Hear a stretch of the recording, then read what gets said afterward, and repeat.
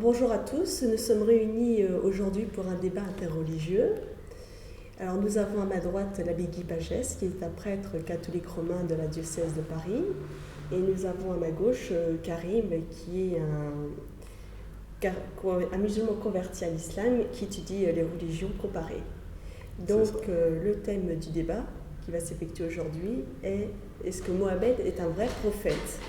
Donc, Père Pagès, qu'est-ce que vous pensez de cela vis-à-vis du titre de prophète que donnent les musulmans vis-à-vis de Mohamed? Alors, je dirais que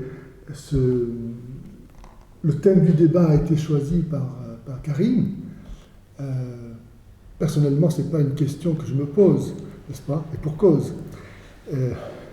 Et donc, personnellement, j'estime qu'avant de se poser cette question-là, si on suit l'ordre chronologique des choses, le christianisme existant avant l'islam, il faudrait d'abord que vous, Karim, avant de vous interroger pour savoir si Mahomet est un prophète, vous soyez sûr que Jésus n'est pas Dieu.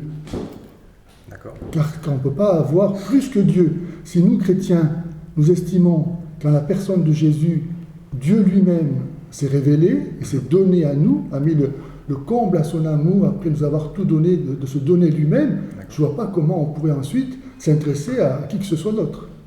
Vous comprenez? Oui, Donc je crois qu'il faut commencer par là. D'accord. Alors, le problème pour débuter sur ce point-là, c'est que, en fait, ça fait virer le thème sur la divinité de Jésus.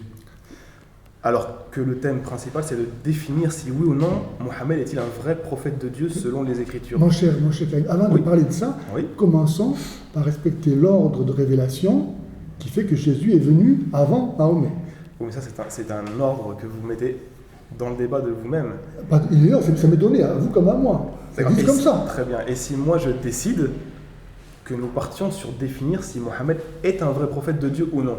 Mais avant de partir, imaginez par exemple quelqu'un vient chez vous et vous dise « ton père n'est pas ton père c'est moi ». Alors que votre père, vous avez vécu avec lui, votre maman vous a dit que c'était bien lui votre papa, vous le connaissez depuis que tout petit, et quelqu'un se plante et vous dit « c'est moi ton père, c'est pas lui, lui c'est un imposteur, c'est moi la véritable père ». Qu'est-ce que vous allez penser? Vous direz « écoute, moi je connais mon père ».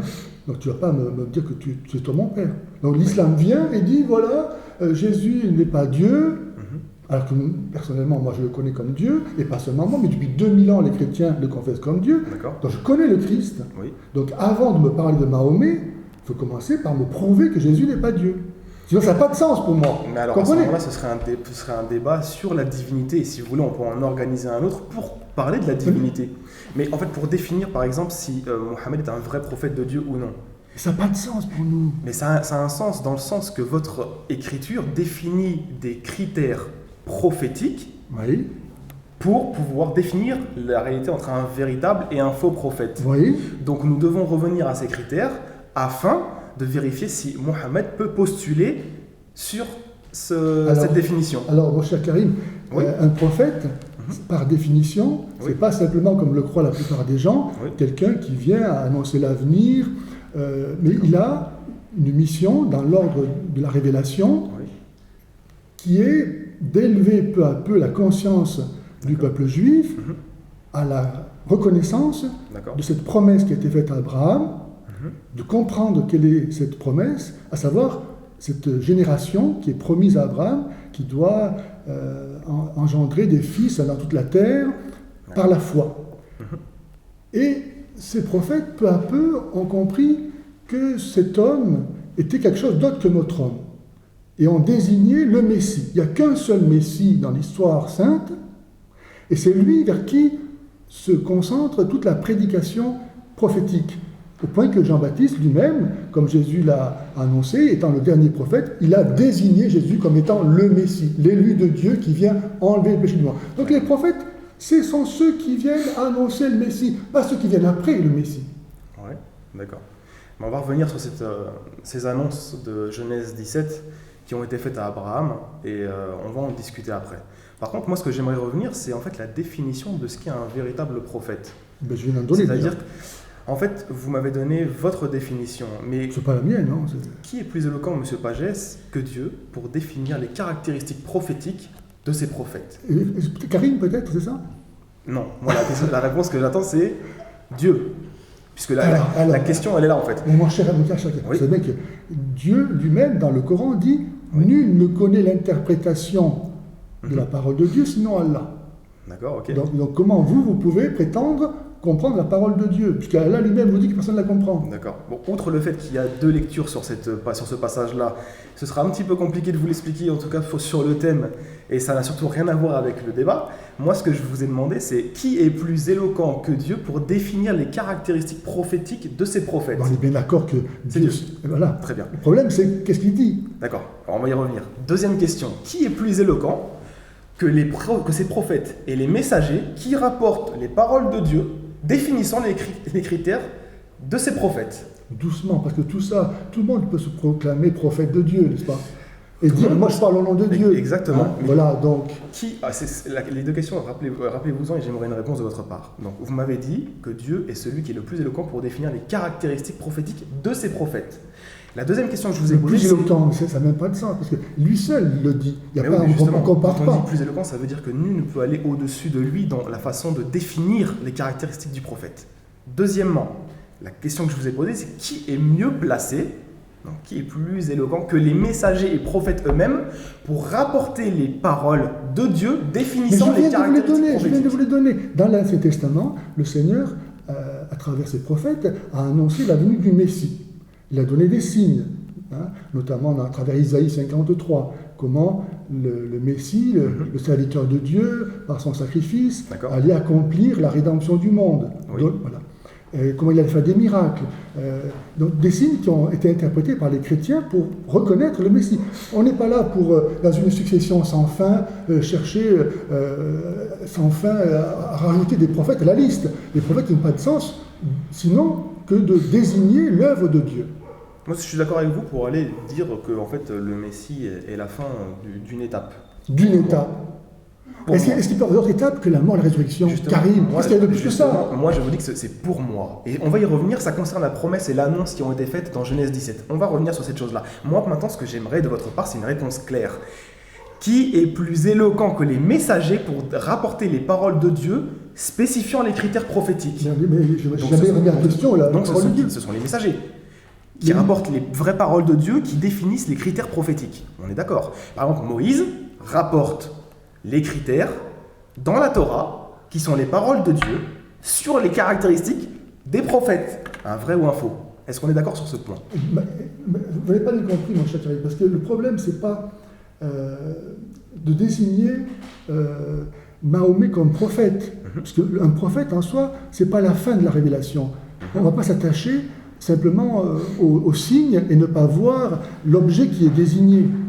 Tous les prophètes n'ont d'autre raison d'être que d'amener le peuple élu à accueillir le Sauveur, le fils d'Abraham, figuré par Isaac, et pour vous c'est par Ismaël, mais c'est à travers lui qu'il y a le don de Dieu et accordé au peuple élu. Donc, vous pensez que Mahomet est un prophète, mais les Raéliens pensent que Raël est un prophète, que les témoins de Jéhovah sont un prophète, etc. On n'en finira jamais. Pourquoi rajouter la succession? Je comprends votre point. Il n'y a qu'un seul Messie, c'est lui qui nous intéresse, c'est pas un prophète de plus. Ça va rajouter quoi? Je comprends votre point. Maintenant, il y a quand même une problématique. C'est que prenons Raël, prenons tous les gens qui se sont déclarés prophètes, et on les confronte aux caractéristiques prophétiques définies par Dieu et rapportées par les prophètes. Dans votre texte, et c'est là qu'on définit la différence entre un véritable prophète et un faux prophète. Non, vous voyez, c'est pas les prophètes qui nous intéressent, c'est le Messie. Là, c'est ce qui vous intéresse. Mais vous aussi. Mais non. Mais si, parce que le Messie vient pour tous les hommes. Oui, mais c'est vrai. Le prophète, c'est pas lui qui nous sauve. C'est pas lui qui nous sauve. Le thème du débat, j'ai bien compris cette chose-là. C'est plus important. Le thème du débat n'est pas est-ce qu'on est sauvé par Jésus ou Mohammed. Mais c'est ça le fondamental, Karim. Vous êtes à votre salut. Alors il aurait fallu faire un débat sur ce thème-là. Mais là, le thème, c'est pas ça. Mais commençons par ça. Mais non, si vous arrivez à montrer que Jésus n'est pas le sauveur, on passera à Mahomet, ou on passera à Raël, on passera à John Smith, ou je ne sais pas qui. D'accord, j'ai bien compris. Mais alors, moi, en tant que chrétien, si j'accepte votre débat, je me renie moi-même. Pourquoi? Parce que je dis, voilà, je suis amené à m'intéresser à autre chose qu'au Messie. D'accord, très bien. Il faut être complètement malade. La question que je vais vous poser, est-ce que lorsque Élie a eu son débat avec les prophètes de Baal, oui, est-ce qu'il s'est renié lui-même? Non. Aucun rapport. Mais s'il y a un rapport, parce que vous me dites que moi je me renie moi-même. Non, moi. Oui, moi-même, vous. Hein. Je parle en votre nom. Je me renie moi-même si je débat sur définir si Mohammed est un vrai prophète. Bien sûr. Mais le combat qu'a fait Élie avec les faux prophètes de Baal, il a quand même été au front et il a montré en fait la vérité en montrant que ce sont des faux prophètes. Voilà. Bah, moi, ce que j'attends de vous, c'est de montrer que Mohammed est un faux prophète. C'est le thème du débat. Eh ben, si vous voulez. Ah ben voilà, c'est tout ça. C'est simple. Et déjà, dès le départ, on voit que Mahomet, c'est pas le Messie. Alors, qu'est-ce que le Messie? Si Jésus est le Messie, Mahomet est disqualifié ipso facto. Dans le Coran, vous voyez vous-même que Jésus est dit être la parole de Dieu, la vérité, né d'une vierge, le Messie, au ciel, il reviendra pour le jugement, et Mahomet est mort et enterré. D'accord. Donc moi, je n'ai pas de souci avec tous les points que vous avez cités là. Ok, mais ça dans le Coran. C'est notre croyance de croire que Jésus est le Messie. On n'a pas de problème. Mais c'est ça qui est important. C'est très bien, j'y crois. Mais je ne vais pas dire j'y crois, il faut qu'en tirer les conséquences après. Donc, si Jésus est mort et ressuscité, comment ne pas lui faire confiance à lui qui a réussi à se sauver et qui est capable. D'ailleurs, Sourate 3, verset 55, elle a dit à Issa: je t'élèverai, toi et ceux qui t'ont suivi, au-dessus des incrédules, jusqu'au jour de la résurrection. D'accord. Alors se fera votre retour vers moi, et je châtierai d'un châtiment douloureux les incrédules. Est-ce que vous comprenez ce passage? Je comprends quoi? Que Allah dit que ce sont ceux qui suivent Issa jusqu'au jour de la résurrection qui seront sauvés. Donc les chrétiens. D'accord. Mais moi, j'ai un problème avec cette façon de voir et de prendre, piocher comme on veut dans le Coran, puisque un autre verset vous dit que ceux qui disent que Jésus est Dieu, ce sont des mécréants. Voilà. Donc comment est-ce que vous voulez que d'un côté Dieu valide les gens et les chrétiens jusqu'à la fin des temps, et d'un côté il vous déclare... C'est pas compliqué, mon cher Karim. Il suffit d'abroger les versets qui nous embêtent. D'accord. Alors l'abrogation, si vous voulez, on fera un thème sur l'abrogation dans la Bible et dans le Coran. Il n'y a pas de Bible, ça n'existe pas. Ça n'existe pas. Si vous voulez, on fera quand même ce genre de débat, puisque si selon vous ça n'existe pas, pour moi ça existe. Ah bon? Voilà, très bien. Donc, c'est pas le thème du débat. C'est pas le thème pour le moment. Moi, ce que je veux, c'est qu'on revienne. Donnez-moi des arguments qui prouvent que Mohammed n'est pas un vrai prophète. Jésus est le Messie. Jésus est le Messie selon Mohammed. Comment? Jésus est le Messie selon Mohammed qui a la parole de Dieu. Il était déjà avant Mahomet. Oui, on n'a pas de souci par rapport à ça. Qu'est-ce que tu veux de plus que ça? Les Juifs attendent toujours le Messie. Ils n'ont pas reconnu dans Jésus, et ça n'empêche qu'ils attendent toujours le Messie. D'accord. Donc nous, si nous sommes cohérents avec notre histoire, on vient des Juifs, vous le prouvez assez par votre façon de vivre, et les Juifs attendent le Messie. Nous, chrétiens, nous l'avons reconnu en Jésus de Nazareth. Donc, s'occuper d'autre chose que du Messie, c'est vraiment passer à côté de l'histoire. D'accord, mais je répète en fait la question, parce que en fait, pour l'instant, on est en train de tourner autour. Donnez-moi des arguments qui prouvent que Mohammed n'est pas un vrai prophète. Je te l'ai dit, mais Jésus est le Messie. Donc pour vous, le fait que Jésus soit Messie, c'est l'argument qui... Évidemment. Très bien. Alors, moi, je vais vous poser des questions maintenant, parce que en fait, depuis tout à l'heure, comme ça tourne, il faut que ça se dynamise différemment. Moi, je vous dis que... Moïse a rapporté ce qu'on appelle... Jésus n'est pas le Messie, c'est ça? Non, pas du tout. Alors, prouvez-moi que Jésus n'est pas le Messie. Mais pour moi, c'est le Messie. Eh bien alors, ça veut dire quoi le Messie? Mais ça veut dire quoi? Ceci ne rentre pas dans un critère. Ça veut dire quoi le Messie? Mais justement, la question, elle n'est pas sur le Messie. La question, si, tout dépend de Je vous ai montré que tous les prophètes sont dirigés vers l'annonce du Messie. Très bien. Moi, ce que je vous demande, c'est pas cela. Vous voulez faire... pour vous, si vous touchez autre chose que du Messie, franchement. Parce que vous, en fait, votre prédication est tournée vers le Messie. Moi, c'est pas ma question. Je vous demande... Vous préférez savoir comment il faut se laver les mains et avec quel pied vous rentrez dans les toilettes. Lorsqu'Élie a confondu les prophètes de Baal, est-ce qu'il l'a fait avec le Messie? Il n'est pas encore arrivé. Ma question n'est pas cela. Vous me dites que tous les prophètes ont dirigé vers le Messie. Et que vu que j'ai le Messie maintenant, c'est ce qui me permet de disqualifier un prophète. Absolument. La question c'est, est-ce que lorsque il y avait les 450 faux prophètes de Baal qui ont été ensuite égorgés, la question que je vous pose, c'est lorsque Élie a fait ce débat-là et a confronté les prophètes de Baal, l'a-t-il fait avec l'idée messianique? Ou l'a-t-il fait avec un miracle au nom de Dieu, etc. Mais pourquoi ce serait une contradiction? C'est pas une question de contradiction. Est-ce qu'il l'a fait? Où ça? Il n'y a pas ça, ça n'a pas à s'opposer. Il ne l'a pas fait au nom de Jésus, on est d'accord. Il n'était pas encore incarné. Voilà, merci. Donc ce n'est pas un critère pour définir un vrai d'un faux prophète. Mais parce qu'avant le Messie et après, c'est pas la même chose. Donc, c'est à quoi qu'ils viennent sinon? C'est à quoi qu'ils viennent? Donc de Moïse à Jésus. La question que je vous pose, imaginez que vous étiez avant Jésus. Vous étiez avant. Est-ce que vous auriez pu utiliser votre argument de dire que c'est le Messie qui définit un vrai d'un faux prophète pendant cette période? C'est impossible. Pourquoi? Puisque les critères prophétiques... Mais écoutez, qu'arrive à quoi jouer là? On n'est pas avant Jésus-Christ, on est après Jésus-Christ. Mais oui, mais... Bah alors, c'est à quoi de se faire comme si t'étais pas venu? C'est une insulte à Dieu là. Non, pas du tout. Comment pas du tout? Bien sûr que si. C'est comme si t'étais pas venu. On revient dans l'Ancien Testament. Mais on va venir au Messie, je n'ai aucun problème. Et Moi, ben ce alors que je veux, c'est qu'on travaille sur ce qu'est un véritable prophète. On l'a et un dit. faux prophète. On l'a dit déjà. 15 fois je l'ai C'est quoi? répété. C'est le Messie. Celui qui annonce le Messie, oui. Très bien, d'accord. Donc moi, quand vous me dites cela, c'est un critère qui sort de votre tête. Pas du tout. Moi, par contre, ce que j'ai dit, ce que je vous ai posé comme Regardez question, Isaïe, qu'est-ce qu'il parle? non, mais c'est pas Isaïe qu'on revient. On revient à la base. Qui est plus éloquent que Dieu pour définir ce qui est un véritable prophète? C'est Dieu, on est d'accord. Les critères ont été décrits dans la Torah. Et alors? Et tous les prophètes de l'Ancien Testament ont jugé d'après la Torah pour accepter un vrai d'un faux prophète. On est d'accord ou pas? Bien évidemment, et alors? Merci. On va y arriver, on avance tout doucement. Allons-y, allons-y. Très bien. Donc, maintenant, on va construire. Les critères prophétiques, lesquels sont-ils? Très simple. Deutéronome chapitre 13, Deutéronome chapitre 18. Deutéronome chapitre 13 vous dit qu'il faut que une personne qui se déclare prophète, qui se dit être un prophète, vienne parler au nom du Dieu de Israël, connu par le peuple d'Israël et par ses ancêtres. C'est-à-dire que s'il vient au nom d'une autre divinité, c'est un faux prophète. Bien, il peut accomplir des miracles, des prodiges et des signes. S'il appelle à un autre Dieu, c'est un faux prophète. Bien sûr. Très bien, c'est pour ça, c'est ça les critères prophétiques. Très bien. Ensuite, dans Deutéronome chapitre 18, vous avez encore un supplément par rapport aux critères prophétiques définis par Dieu, puisque c'est l'Éternel lui-même qui parle. Il faut que ce prophète-là, lorsqu'il vient, il parle au nom de l'Éternel. Bon, et alors? C'est pas et alors? Un petit peu de respect vis-à-vis des critères de Dieu quand même.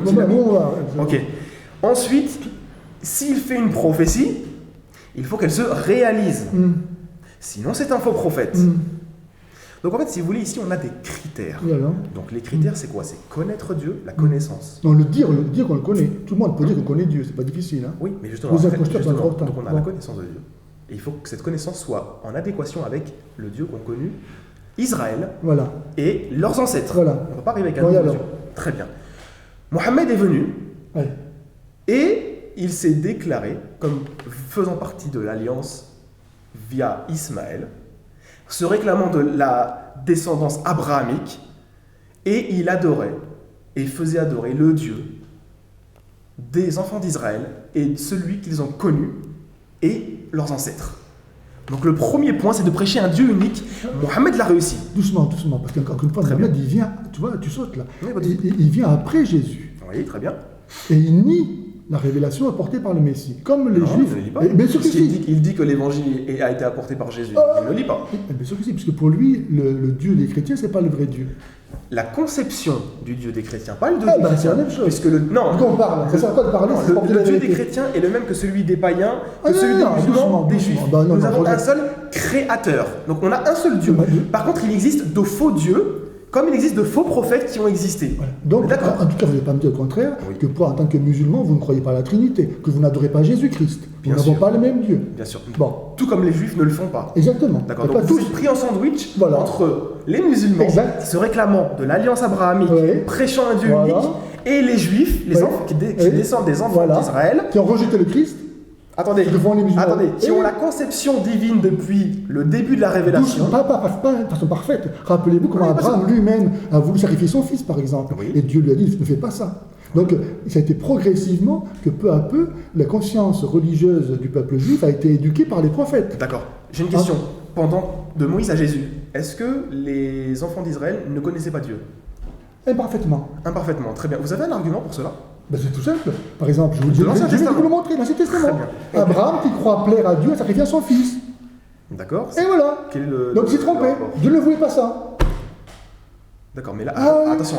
Quand les prophètes disent aux Juifs, vous vous occupez de faire des cérémonies au temple et vous exploitez les pauvres. c'est pas ça que Dieu vous demande. Le jeûne que Dieu aime, c'est d'être juste avec votre prochain.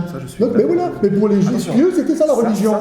Non, attention. Donc il y a une évolution. Vous confondez deux choses. Vous confondez les actions des enfants d'Israël, qui ont été mauvaises, d'ailleurs le Coran le rappelle, les évangiles le rappellent.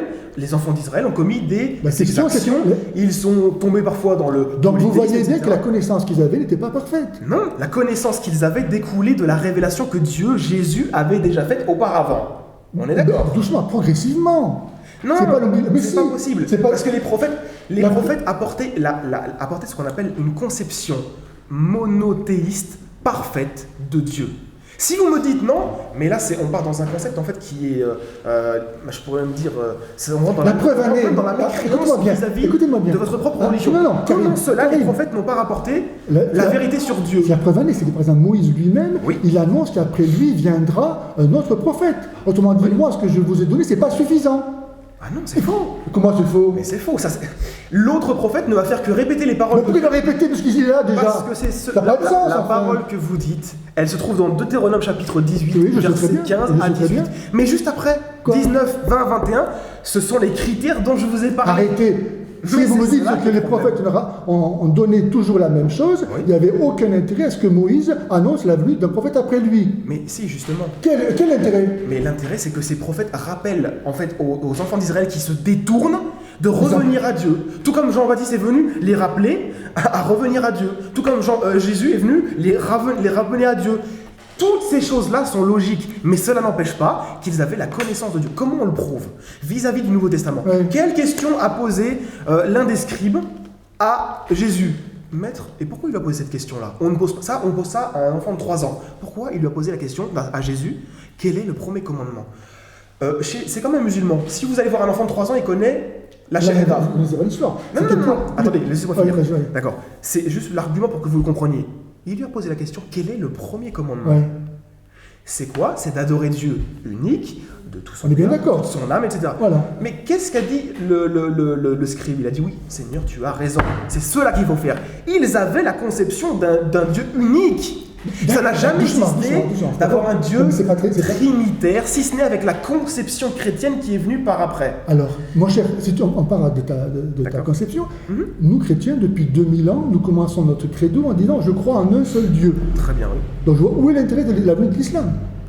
Nous annoncez qu'il n'y a qu'un seul Dieu, on le sait déjà. Non, la venue de l'islam, elle est importante. Elle fait justement un retour en arrière vis-à-vis de la déviation vers une sorte d'association que nous pensons. Quelle déviation? Celle de dire que, par exemple, vous présentez un Dieu qui n'est pas celui des enfants d'Israël. Est-ce que vous pouvez voir un juif? Si, justement. D'accord. Si, tu viens de dire toi-même qu'ils s'écartent. Très bien. Ils n'ont pas accueilli le Messie. Non. De même qu'ils ont tué les prophètes, ils ont tué le Messie. Le Messie, on n'a pas de problème avec cela. Moi, ce que je vous demande, c'est dans la conception des enfants d'Israël et du judaïsme, est-ce que si vous venez dire que Jésus est Dieu, c'est un Dieu. Mais ils sont libres. Non, c'est pas une question de liberté. Non, il y en a qui ont accueilli comme Dieu. Cette conception que ceci est le Dieu que leurs ancêtres ont adoré. Mais attends doucement. Tu oublies que les Juifs ont tué les prophètes les uns après les autres. Ça, j'ai bien compris. Et bien alors, donc, ils ont refusé ce que Dieu leur donnait par les prophètes. Qu'est-ce qu'il y a d'extraordinaire? Est-ce qu'il fait la même chose avec Jésus? Non, mais est-ce que vous avez compris la question? La question, c'est pas celle-là, monsieur Pagès. La question, c'est de savoir si vous venez voir un Juif actuellement et que ça change. Et que vous lui dites... C'est pas le bon Dieu que je vais voir. Et que lui... Il n'est pas la garantie de la vérité pour autant. Et que vous lui dites... Tu comprends ça? Et que vous lui dites que... Moi, je te prêche ton Dieu, qui est le même que le mien, et que celui de tes ancêtres, qui est Jésus, qui est 3 personnes. S'il te plaît, est-ce que c'est le Dieu que tes ancêtres ont connu? Pouvez-vous me dire un seul juif qui répondra oui à cette question? Ça n'existe pas. Très bien. Il devient chrétien. Ah oui, non, c'est pas la question, ça, devenir chrétien. Ah, pourquoi pas? Mais non, ça c'est autre chose. Est-ce que c'est la conception de la divinité dans le judaïsme et que les ancêtres des enfants d'Israël ont connu? Encore une fois, quand les chrétiens croient en un seul Dieu, ça ne s'oppose pas à la foi des juifs. Mais non, nous croyons en un seul Dieu. Voilà.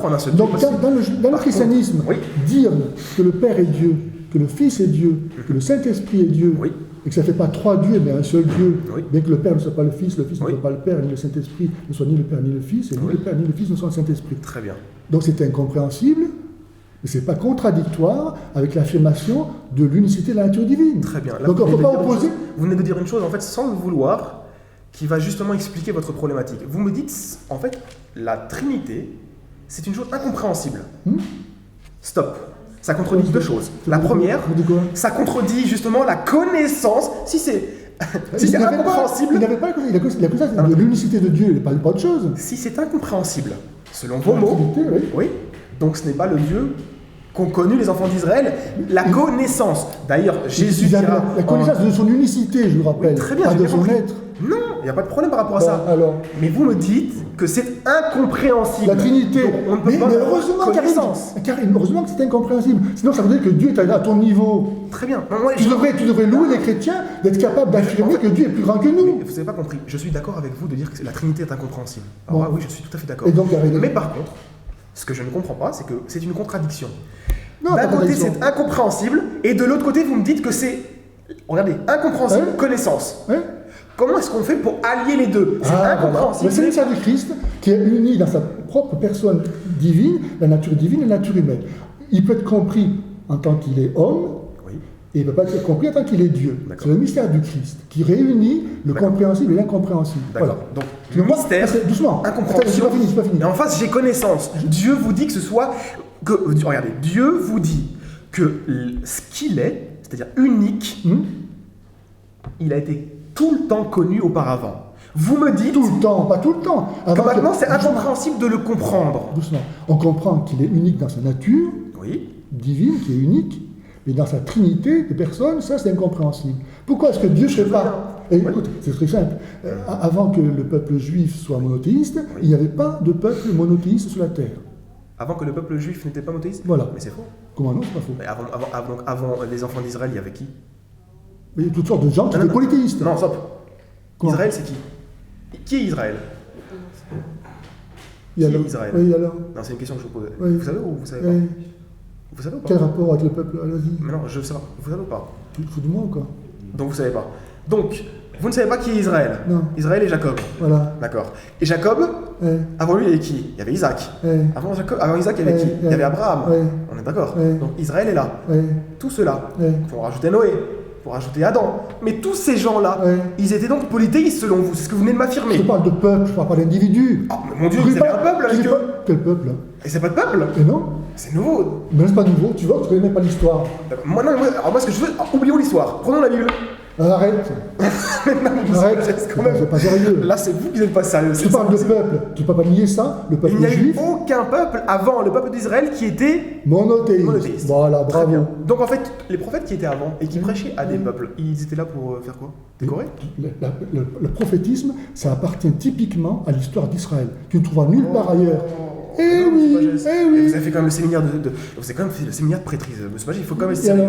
Si vous me dites que avant Israël, il n'y avait pas de prophète... Non, je me disais, il n'y a pas de peuple.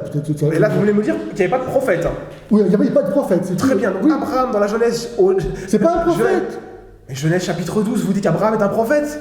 Et c'est la première mention... C'est un patriarche. Non, la première mention du mot prophète dans le texte biblique, c'est pour Abraham, dans la Genèse. Où tu trouves ça? Regarde, ma vie. D'accord, très bien. Je peux par contre, si vous voulez discuter, vous pouvez pendant ce temps-là que je trouve le texte. De mémoire, c'est Genèse chapitre 12.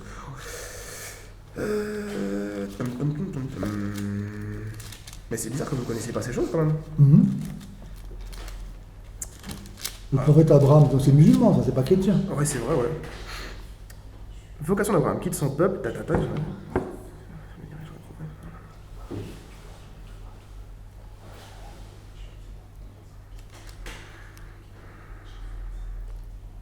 Si j'avais eu un PC, ça aurait peut-être pu aller plus vite.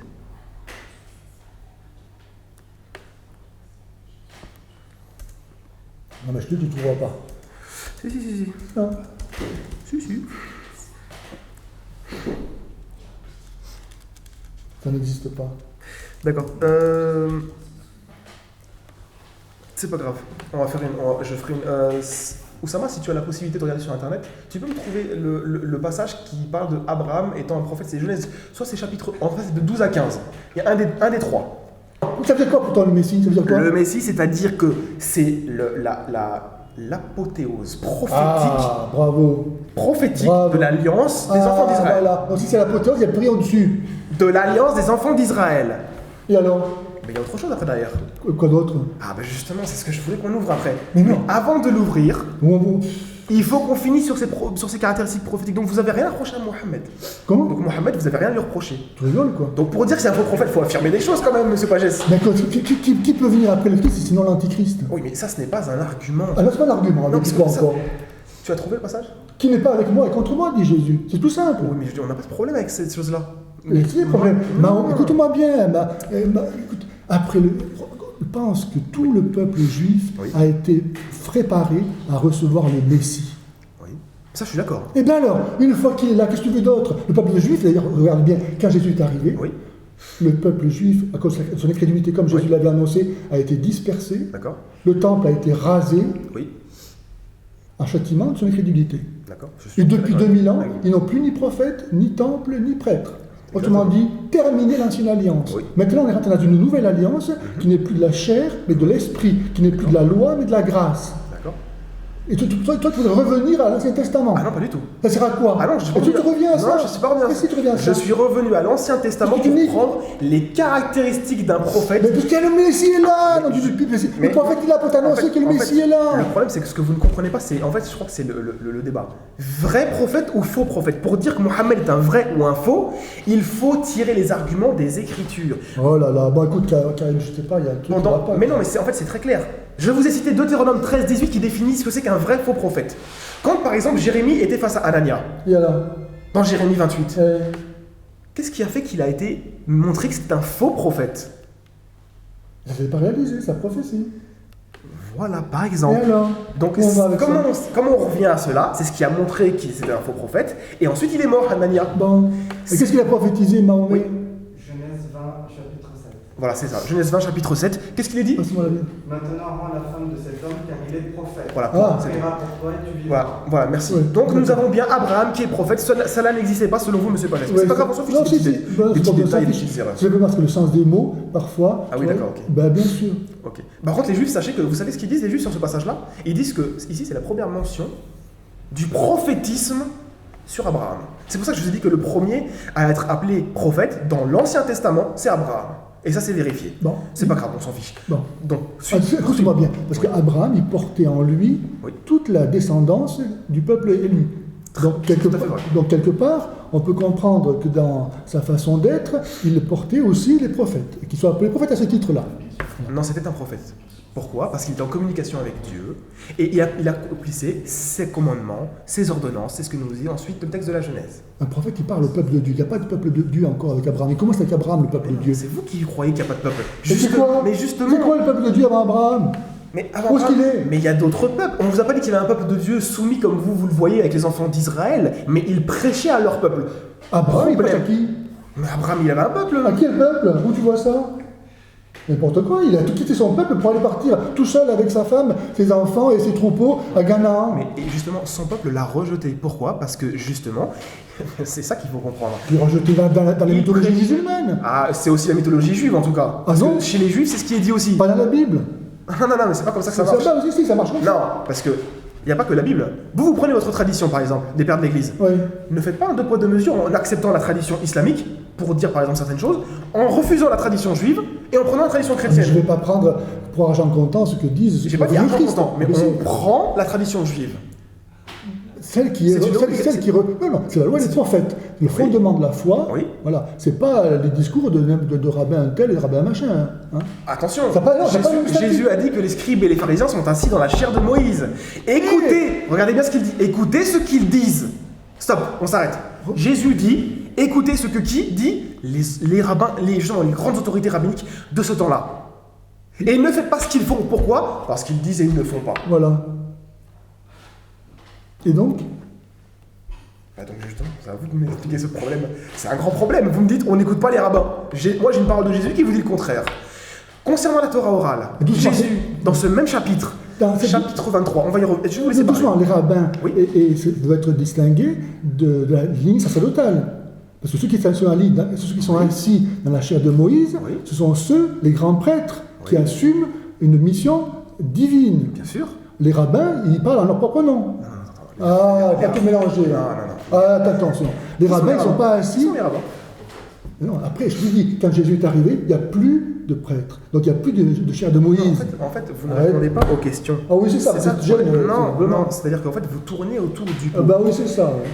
Quand, en fait, vous acceptez en fait votre tradition à vous, mais il n'y a qu'une tradition, Karim. Donc il n'y a que la tradition catholique chrétienne. Ah, et voilà. Stop. Et voilà. Donc on rejette la tradition juive. Et on assume tout ce qui vient, tout ce qui s'oppose au Christ et qui n'est pas avec moi et contre moi, c'est l'antichrist. Qu'il soit juif, musulman, athée, bouddhiste, tout ce que tu voudras, ça n'a aucun. Oui, ça j'ai bien compris en fait votre enseignement. Mais ça sous quel prétexte rejetez-vous en fait la tradition juive? C'est pas tradition juive, la tradition rabbinique. Mais c'est autre. Non mais attendez, les rabbins ce sont les savants des enfants d'Israël qui ont rejeté le Christ. Donc c'est le problème qu'ils ont rejeté. C'est pas la problème. C'est moi, c'est pour ça que je ne vais pas me mettre à leur école, tu comprends? Mais c'est pas, je ne sais pas dit que vous êtes à leur école. Si vous acceptez votre tradition, vous êtes aussi obligé d'accepter la tradition qui était avant vous. Et qui définissait ce qu'est le vrai Dieu, qui définissait ce qu'est un vrai prophète, etc. C'est sur ça le vrai débat. Pourquoi? Parce que je vais vous donner maintenant, on va venir, en fait, ça, si vous voulez, là où vous m'amenez depuis le tout début, c'est de reconnaître en fait qui est le Messie. Amen. Voilà. Et le Messie, comme je vous l'ai dit, c'est la fin du prophétisme des enfants d'Israël. Très bien, bravo. Pourquoi? Parce qu'il y a eu l'alliance, la première alliance qui a été faite avec les enfants d'Israël. Amen. On retrouve cela où? Dans Genèse chapitre 17, où l'Éternel fait une alliance avec qui? Avec Isaac et avec ses descendants. Oui. Par contre, le thème principal de l'alliance, c'est que je serai votre Dieu et vous serez mon peuple. Voilà. Très bien. Donc on parle bien d'un Dieu unique. Oui, alors. Ils connaissent eux et dont ils connaissent les caractéristiques. Attends, on est d'accord. Et après. Donc c'est toute l'alliance, elle est comme ça. Oui. Stop. Mais il y a une autre promesse. Oui. Dans le même passage. Oui. La promesse qui a été faite à Ismaël. Genèse chapitre 17, verset 20. Bon. Je ferai de lui une grande nation. Oui. D'accord? Oui. Eh ben en hébreu, c'est marqué les Goy Gadol, grande nation. Oui. Deux questions. Je ne sais pas si vous allez savoir, parce qu'il faut quand même avoir un petit peu recherché. Quels sont les peuples qui ont été appelés grandes nations dans la Bible? Il en existe 4. Oui. Si vous ne savez pas, vous allez voir, parce que c'est une question un peu difficile. Il peut y en avoir d'autres qui sont appelés grandes nations. Bon. Il y en a 4. En tout cas, il y en a 4 qui sont appelés dans l'Ancien Testament grandes nations. Bon, et après. Le premier, ce sont les enfants d'Israël. En Exode chapitre 32, c'est ce qu'il est dit. Je ferai de toi une grande nation. Oui. En Genèse chapitre 46, à Jacob, je ferai de toi une grande nation. Donc les enfants d'Israël sont une grande nation. Deuxièmement, les Babyloniens, Jérémie chapitre 6, une grande nation. Ensuite, en Jérémie chapitre 50, les Médo-Perses qui viennent et qui détruisent les Babyloniens, grande nation. Le quatrième, Ismaël, appelé à être une grande nation. Oui, alors et après. Très bien. Donc, on a vu que ce sont généralement des empires et des grandes puissances. Oui, ils ont cassé la figure. Donc ça, c'est pas grave. Ils ont le droit de se battre s'ils voulaient. Si ça vous intéresse, c'est cassé la figure, pas moi en tout cas. Maintenant, il y a une promesse qui est faite ici à Ismaël. Et alors? Je ferai de toi une grande nation et je te bénirai. La question que je vous pose, en fait, historiquement, bibliquement, où est la réalisation de cette promesse? Je vous défie jusqu'à la fin des temps de me prouver cette chose-là. Pourquoi? Parce que ça n'existe pas en fait. C'est pas réalisé. Sauf à l'ère prophétique de Mohammed. Ah oui, c'est ça. Ah oui. Mais toi qui es un féru donc des rabbins, tu devrais savoir que Rabbi Rashi a dit que justement cette postérité promise à Ismaël, de ces 12 rois, n'est-ce pas, était passagère comme les nuages dans le ciel. C'est un commentaire qu'il a fait en fait. Pas mal, hein? Les rabbins. C'était pas mal, mais sauf qu'en fait, lui, Rachi est du 11e siècle. Mais de son temps, il y avait d'autres rabbins qui étaient aussi calés que lui. Voilà. Et qu'est-ce qu'ils ont dit? Qu'est-ce qu'ils ont fait alors avec ça? Qu'est-ce qu'ils ont dit? Moi, c'est une question très importante. Une grande nation, mon cher ami, écoute-moi bien. Non, attendez. Écoute-moi bien. Je veux finir ce point. Vous avez lancé le rabbinisme et Rachi. Je veux vous répondre sur ce point-là. En fait, c'est bien de ne pas sauter en fait de thème. Donc voilà. Bon, alors. Nous avons le rabbi Bechai. Revenons donc. Non. Le rabbi Bechai, qui est un rabbin d'Espagne du XIIIe siècle. Non, mais ça ne vous intéresse pas, on a dit, c'est pas la peine. Ah non, moi ça m'intéresse. Non, c'est pas ça. Ça vous intéresse pas, j'ai bien compris. Non, tu sais bien. On a été à de grandes nations. Pour toi, c'est important. Voilà. Et bien justement. Bon, alors, qu'est-ce qu'on fait avec ça? Avec cette grande nation-là, on va voir ce qu'ont dit les détenteurs des écritures principales. Parce que vous m'avez cité Rachi comme argument pour refuser ce texte-là. Très bien, moi je vais vous citer non, des autorités rabbiniques. Interprétation. Non, vas-y. Bon, alors, laissez-moi finir sur ce point. Ouais. Le rabbi Bechaï était un grand rabbin du XIIIe siècle d'Espagne. Fin exégète, une des grandes autorités rabbiniques, vous pouvez vérifier. Il était disciple du Rashba. C'est un acronyme de Rabbi Shlomo ben Aderet. Qui disciple du grand Nachmanide. Bon, il y a après. Attention, on parle de Nachmanide. Mais c'est une autorité, le Ramban. Ah, d'accord. Très bien. Il dit au nom de Rabbi Hananel ben Chouchiel, qui est un rabbin, un exégète et la plus grande presque autorité de son siècle, qui est du XIe siècle en Tunisie, il dit, donc regardez, Rachi est du XIe siècle, le rabbi Hananel est du XIe siècle. Regardez ce qu'il dit.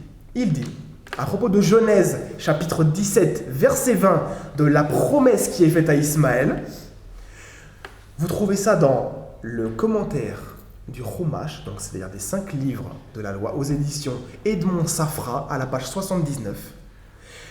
Nous voyons l'accomplissement de cette promesse qui a mis 2333 ans à se réaliser avec l'essor de l'islam. Il dit ça. Il dit cela. Et alors? Donc nous avons les grandes autorités rabbiniques ici, qui vous disent que la promesse... C'est pas la parole de Dieu. Ah non, c'est pas mon problème ça, parce que vous avez utilisé quand même le rabbin pour disqualifier ce passage-là. Non, mais c'était une blague, t'avais compris. C'était une blague, monsieur Pagès, c'était très marrant. Ben bien sûr que c'est une Monsieur blague. Pagès, non. Monsieur Pagès, vous avez utilisé un argument, cet argument se retourne contre vous parce que j'utilise les mêmes autorités rabbiniques pour vous prouver que justement... Écoute-moi, mais là c'est autorité rabbinique qui dit que la promesse, donc c'est les musulmans, c'est l'islam, ben, je regrette, parce que si pour les juifs, la descendance charnelle avec Abraham par Isaac, c'est le critère de leur appartenance au peuple élu, pour les musulmans, ça tombe à côté. Parce que tous les musulmans ne sont pas de race arabe. Ah, ça n'a rien à voir. Ah, ben faut les savoir. Ah non, ça n'a rien faut les savoir. Si tu te revendiques d'Ismaël par la chair... Moi, je suis l'exemple type. Je suis ce qu'on appelle un pur français. Non, tu mélanges. Avec des origines un peu espagnoles. Tu sais pourquoi? Parce qu'à l'origine de l'islam, il y a une confusion entre la relation au christianisme, comme le Coran en témoigne par la présence de Jésus, qui est exceptionnelle, qui est incomparable avec la présence de Mahomet, dans le texte même du Coran, et puis le désir de rester juif, d'où l'attachement aux pratiques et aux préceptes judaïques. D'accord. Et donc ce sont ces deux éléments qui se trouvent en contradiction, qui expliquent qu'on se trouve aujourd'hui avec cette explication du peuple annoncé à Ismaël, revendiqué par les musulmans qui, cependant, eux, revendiquent leur appartenance en vertu de la foi musulmane, et non pas de leur appartenance à la race arabe. Il faut les savoir. Il y a deux choses différentes. Tu entends ça? Il y a deux choses. Je vous ai dit, Karim, je suis musulman ça et je suis ce qu'on appelle un français écoute-moi, converti. Karim, moi je me rattache à Abraham, pas par Isaac, qui sont moi chers. je me rattache. Mais non, c'est pas une question de chair. Je me rattache à Abraham vis-à-vis d'Ismaël, de sa descendance et du prophète qui est sorti justement de cette nation. Mais il faut sortir pour faire. Pourquoi faire Alors on va y venir. Mais par contre, j'aimerais d'abord que vous... Dire que Dieu est unique, mais nous ça fait 2000 ans qu'on le dit. Par contre, vous dites qu'il est unique mais trinitaire. Mais ce n'est pas le Dieu que les enfants d'Israël ont prêché et ont connu. Donnez-moi un argument. Donnez-moi un argument que les enfants d'Israël ont connu un Dieu trinitaire. Mais tous les apôtres étaient juifs, la Vierge Marie était juive. Je vous demande, parmi les enfants d'Israël venus avant Jésus, prouvez-moi, s'il vous plaît, que Jésus, que les prophètes ont annoncé un Dieu trinitaire. Mais c'est tout simple. Chapitre 18 de la Genèse. Non, ça c'est une interprétation chrétienne vis-à-vis des enfants. C'est le texte lui-même. Mais non, monsieur Pagès. Le texte lui-même. Donnez-moi un prophète. Je te le donne. Très bien. Deux choses. Donnez-moi un prophète qui a utilisé cet argument pour montrer que c'est un prophète trinitaire. Il n'y en a pas. Donnez-moi un apôtre. Non, le Nouveau Testament. Est-ce que quelqu'un a utilisé cet argument de Genèse 18 pour montrer que c'est un Dieu trinitaire? Dans le Nouveau Testament. Mais si tout à l'heure vous m'avez dit que tout était dans la Bible. C'est pas moi qui dis ça, non? Non. Regardez la vidéo, vous voyez. Ah non, tout est dans la Bible. C'est quand j'ai parlé justement de la tradition rabbinique, vous dites non, ça regarde la Bible. Comment? c'est quand j'ai parlé de la tradition rabbinique, vous m'avez dit non, on garde la Bible. Voilà. C'est pas Je n'ai pas dit que tout est dans la Bible. Ça, c'est marqué dans le Coran, que tout est dans le Coran. C'est Allah qui le dit, mais c'est pas marqué dans la Bible. Jésus lui dit. Non, ce n'est pas non plus marqué dans le Coran. Si, je peux donner les références si tu veux. C'est pas grave. Si, Allah dit qu'il a tout écrit dans le Coran. Oui, tout dans le Coran. Oui, mais il y a d'autres passages. C'est pour ça que vous allez chercher des hadiths. Mais non. Mais si.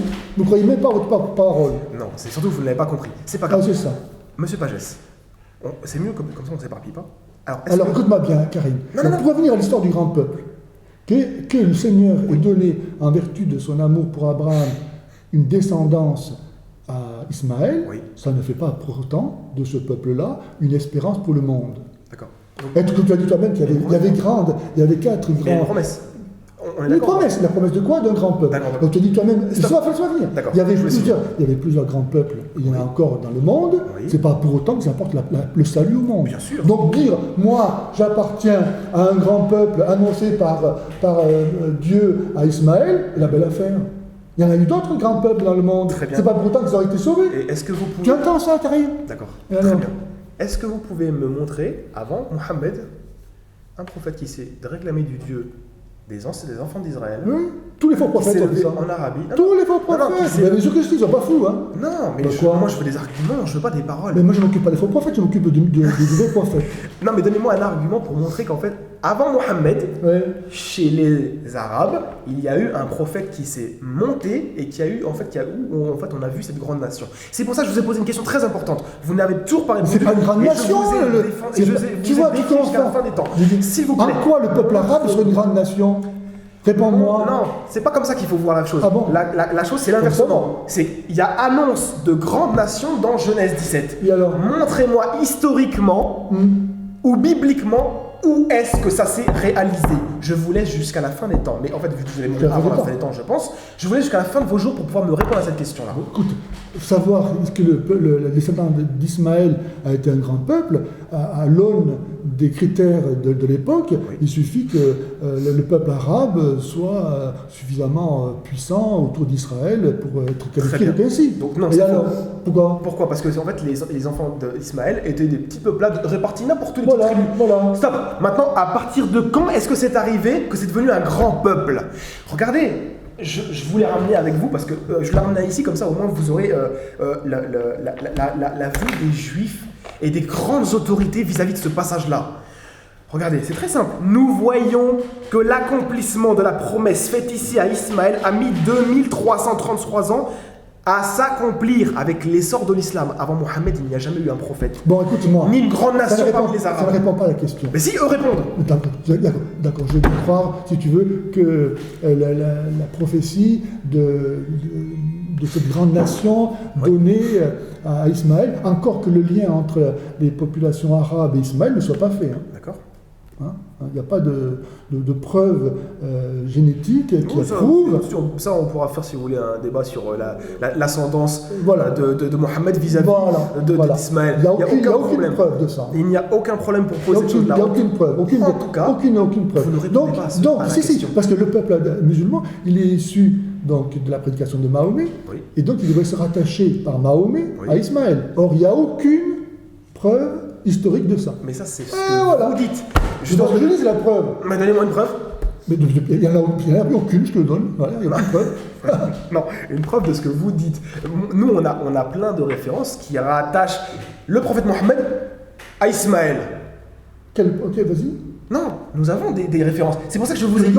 Mahomet, on n'en parle pas avant le 9e siècle. Il est inconnu, même dans on parle même dans la doctrina jacobite qui est du 7e siècle. On parle du prophète justement des Arabes qui s'est levé, etc. Il faut quand même. Regardez, j'ai même ramené avec moi la personne qui vous réfute, qui s'appelle Michel Orcel. Il a justement écrit des choses en rapportant des textes prouvant que. Justement, il y avait. Dis-moi quelque chose. On va pas le dire maintenant, c'est pas le thème en fait. Non, faut savoir. Moi, si vous voulez, je vous dis, on fait un thème. C'est juste pour vous dire qu'il y a des auteurs qui disent Karim, écoute-moi bien. Revenons au débat primaire. Alors. La question, elle est. Je vous ai posé 3 questions, vous ne m'avez jamais répondu. Les critères prophétiques annulent-ils Mohammed comme un vrai prophète? Oui. Donnez-les-moi. Je vous ai donné les critères. Je vous l'ai dit, Jésus est le Messie. Ce n'est pas un argument. Ah bah. Ça, c'est un argument sorti de votre tête, et là, je vous allez au-dessus du Je te le dis, je te donne l'autre si tu veux. Un vrai prophète, oui. Il n'est pas en contradiction avec ceux qui l'ont précédé. C'est ce que d'ailleurs même dit le Coran lorsqu'il dit que voilà. Mohammed, je ne suis pas une innovation parmi les messagers. Mahomet contredit l'enseignement du Christ. Il ne le contredit pas. Jésus ne croit pas à la Trinité, par exemple. Ah, mais Jésus n'a jamais prêché la Trinité. Lis l'Évangile, mon Dieu. Mais je l'ai lu 1 million de fois, l'Évangile. Et je ne suis jamais arrivé. Tu n'as pas vu la Trinité là-dedans? Je ne suis jamais arrivé à la Trinité. Tu n'as pas vu la Trinité? Je ne suis jamais à l'Évangile. Mais là, le problème, c'est que des pôles se dans les yeux, c'est pas possible. D'accord. Mais si vous me parlez de Jésus, il faut me parler aussi des autres prophètes d'avant. Ont-ils prêché la Trinité? Bien sûr. Bien sûr. Bien sûr. Par exemple. Un argument. Voilà. Tu vois, dans le temple, Isaïe, quand il voit le Seigneur dans son temple, les anges, chapitre 6, ok, très bien.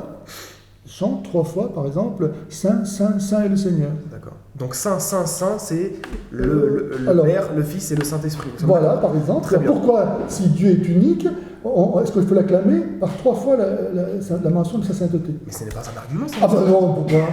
Mais si ça avait dit 7, ça serait été dire quoi alors? Mais je pourrais... Si j'avais clamé 7 fois, c'est qu'il y avait 7 personnes ou pourquoi vous voyez des personnes dans des mots où il y a marqué Saint, Saint, Saint, le Seigneur? Voilà. Unique. Voilà. Unique. Donnez-moi un prophète qui a donné la Trinité avant. Ça n'existe pas. Si, ça existe. Revenez, s'il vous plaît, M. Pagès, au thème principal. Là, vous déviez sur la divinité de Jésus. Mohammed est-il un vrai prophète? A-t-il les caractéristiques prophétiques ou non? Et ensuite, historiquement et bibliquement, où est-ce que la promesse s'est réalisée si ce n'est par Mohammed au 7e siècle avec l'essor de l'islam et les grandes autorités rabbiniques qui le confirment? La promesse donc d'Ismaël, mais ce n'est pas la promesse d'Ismaël qui nous intéresse. Est-ce qu'elle s'est réalisée avec l'arrivée au monde de Mohammed? Mais tout ce que tu veux. Vous êtes d'accord? Très bien, donc le débat est clos. Pourquoi? Parce que la promesse est donnée par Alexandre d'Isaac, pas d'Ismaël. La première alliance a été faite. Ismaël, il a un lot de consolation. Oui, un lot de consolation. C'est le fils, Ismaël, c'est le fils de l'esclave. Oui, et alors, donc ça veut dire que symboliquement, typologiquement, oui. Il est le fruit de la génération charnelle. Il n'a pas... Ça n'a rien à voir. Comment ça? Il y a une promesse qui est faite. Je vais vous poser d'autres questions. Doucement. Donc Abraham, il a 2 fils. C'est pas pour rien. Il a un fils qui est issu de la promesse de Dieu, qui est né miraculeusement d'une femme qui était stérile et d'un homme qui avait 90 ans ou 100 ans. Ouais. Hein? Donc c'est ça, c'est la figure de la vraie descendance d'Abraham, qui est le fruit de la foi, comme Abraham a eu foi dans ce miracle que Dieu lui a annoncé, en vertu de ça. Donc il a reçu cette génération d'Isaac conçue miraculeusement. Et puis il a eu la génération qu'il avait même avant Isaac, parce qu'il voyait le temps passer, la promesse ne se réalise pas, et Sarah lui dit, va avec l'esclave. Oui, j'ai compris, Bon. Et donc, cette descendance-là, elle n'est pas le fruit elle-même d'une promesse, elle est simplement le fruit de l'ordre naturel des choses. Oui, je n'ai aucun problème avec ça. Mais ça n'empêche pas qu'il y a une promesse qui est faite à son endroit. Ok, mais cette promesse-là est d'ordre naturel aussi. Non, elle n'est pas d'ordre naturel. C'est pas pour rien que l'islam veut la conquête territoriale du monde. Et pas autre chose, un régime temporel, naturel. Monsieur Pagès. Tu entends, Karim? Je fais que ça de vous entendre. Nous, Dieu. Mais par contre, c'est vous qui ne posez pas depuis tout à l'heure. Je vous ai posé des questions, vous n'y répondez pas. Tu n'écoutes pas. Non. En fait, il y a un temps là, de pause là normalement. Oui. Ça fait 1 heure passée. Déjà. Alors je vais finir sur ce point-là. Je pose, d'accord. Je finis sur ce point-là, comme ça on est d'accord. Il y a eu, Monsieur Pagès, une promesse qui a été faite à Ismaël d'être une grande nation. Et on voit que ça s'est réalisé, vous m'avez reconnu tout à l'heure, en tout cas avec Mohammed qui arrive. Vous avez dit, ça a apparu avec lui. Oui, si tu veux. Oui, ok, d'accord. C'est très très important votre aveu. Surtout que ce que je trouve très bizarre, c'est que Abraham. C'est un intérêt, je dirais. Non. C'est l'ordre naturel. Mais c'est pas grave si c'est d'ordre naturel. Les autres prophètes ont eu aussi des enfants d'ordre naturel, ça n'a rien changé. C'est bien pour ça, nous voulons comme autre chose, on veut Dieu. Oui, on ne veut pas un intérêt. On veut le royaume des Dieu qui n'est pas de ce monde. Regardez, en fait, vous ne lisez pas la Genèse. Pourquoi est-ce que dans la Genèse, on a 2 enfants spécifiques qui ont quelque chose de particulier? Un ange apparaît pour Ismaël, un ange apparaît pour Abraham, pour Isaac.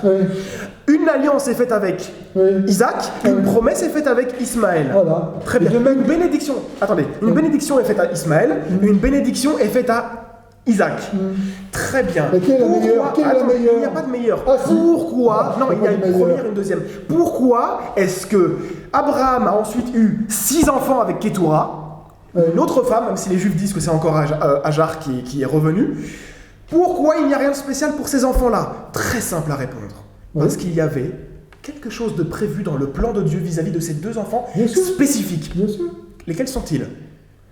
De figurer toute l'humanité qui se divise entre ceux qui accueillent le Messie et ceux qui le rejettent. Donc en fait, la promesse qui est faite à Ismaël, donc de le bénir et de faire une grande nation, c'est de rejeter l'alliance d'Isaac. Pour ceux qui se rattachent à ça, oui, et qui rejettent l'alliance... Ça sort de votre cerveau, ça n'existe nulle part. Vous parlez avec moi. Mais non, si vous rejetez ce que je dis. Mais non, je ne rejette pas ce que vous dites. Je dis juste, on va faire une pause. Je dis juste que vous ne répondez pas à la question sur la promesse. La promesse, elle est d'ordre naturel, temporel. Dieu qui bénit Ismaël, parce que c'est le fils d'Abraham, lui promet que, humainement parlant, il va jouir d'un tas de grâces sur la terre.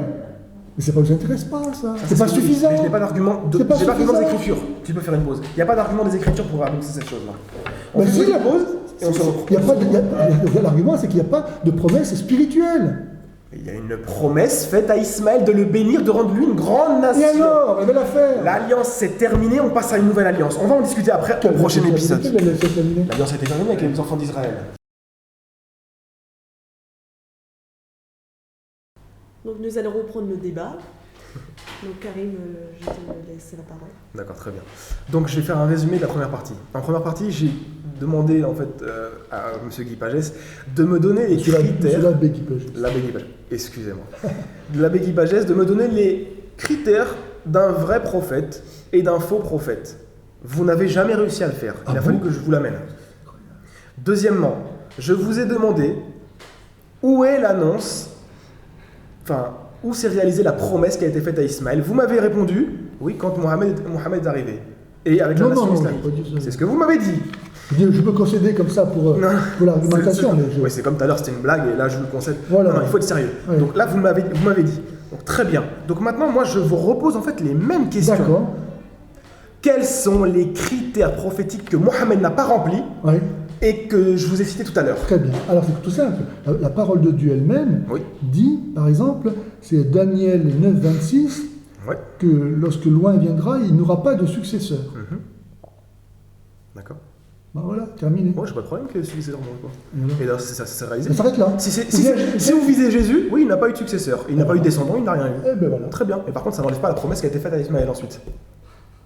Je ne sais pas si vous comprenez en fait le problème. Non, mais attendez, la promesse faite à Ismaël, elle est pour Ismaël, elle n'est pas pour le monde. Oui. Et voilà. Mais cette promesse-là, si, comme vous avez concédé, elle arrive et elle se réalise, comme les rabbins l'ont fait, donc en fait, chrétiens, juifs et chrétiens, vous êtes d'accord maintenant que Mohammed est en fait celui qui est sorti de cette promesse-là, alors à ce moment-là, vous avez un problème. Vous avez une personne qui se déclare prophète, qui se réclame de l'alliance abrahamique, qui se réclame de la descendance d'Ismaël. Et vous avez posé des questions tout à l'heure à propos des sources, vous allez dans Sahih Bukhari, Sahih Muslim, vous allez trouver que en fait tous les Arabes savaient que leur père était Abraham et Ismaël. Donc on a des sources sur ces choses-là. Ça existe depuis à peu près le début de l'ère chrétienne.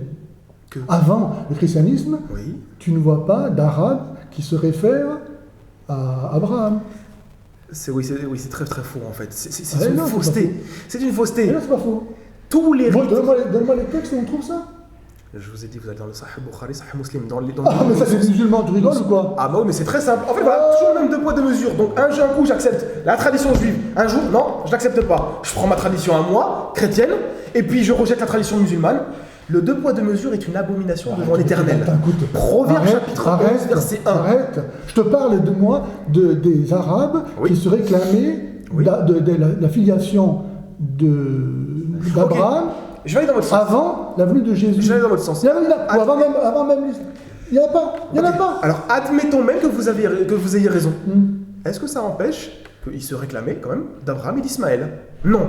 Est-ce que ça empêche la promesse qui a été réalisée? Que les rabbins eux-mêmes ont compris, les plus grandes autorités rabbiniques, et vous-même tout à l'heure m'avez dit, oui c'est vrai que, c'est vrai, on peut concéder qu'il y a, avec l'arrivée de Mohamed, un truc bizarre. On voit une grande nation parmi Ismaël.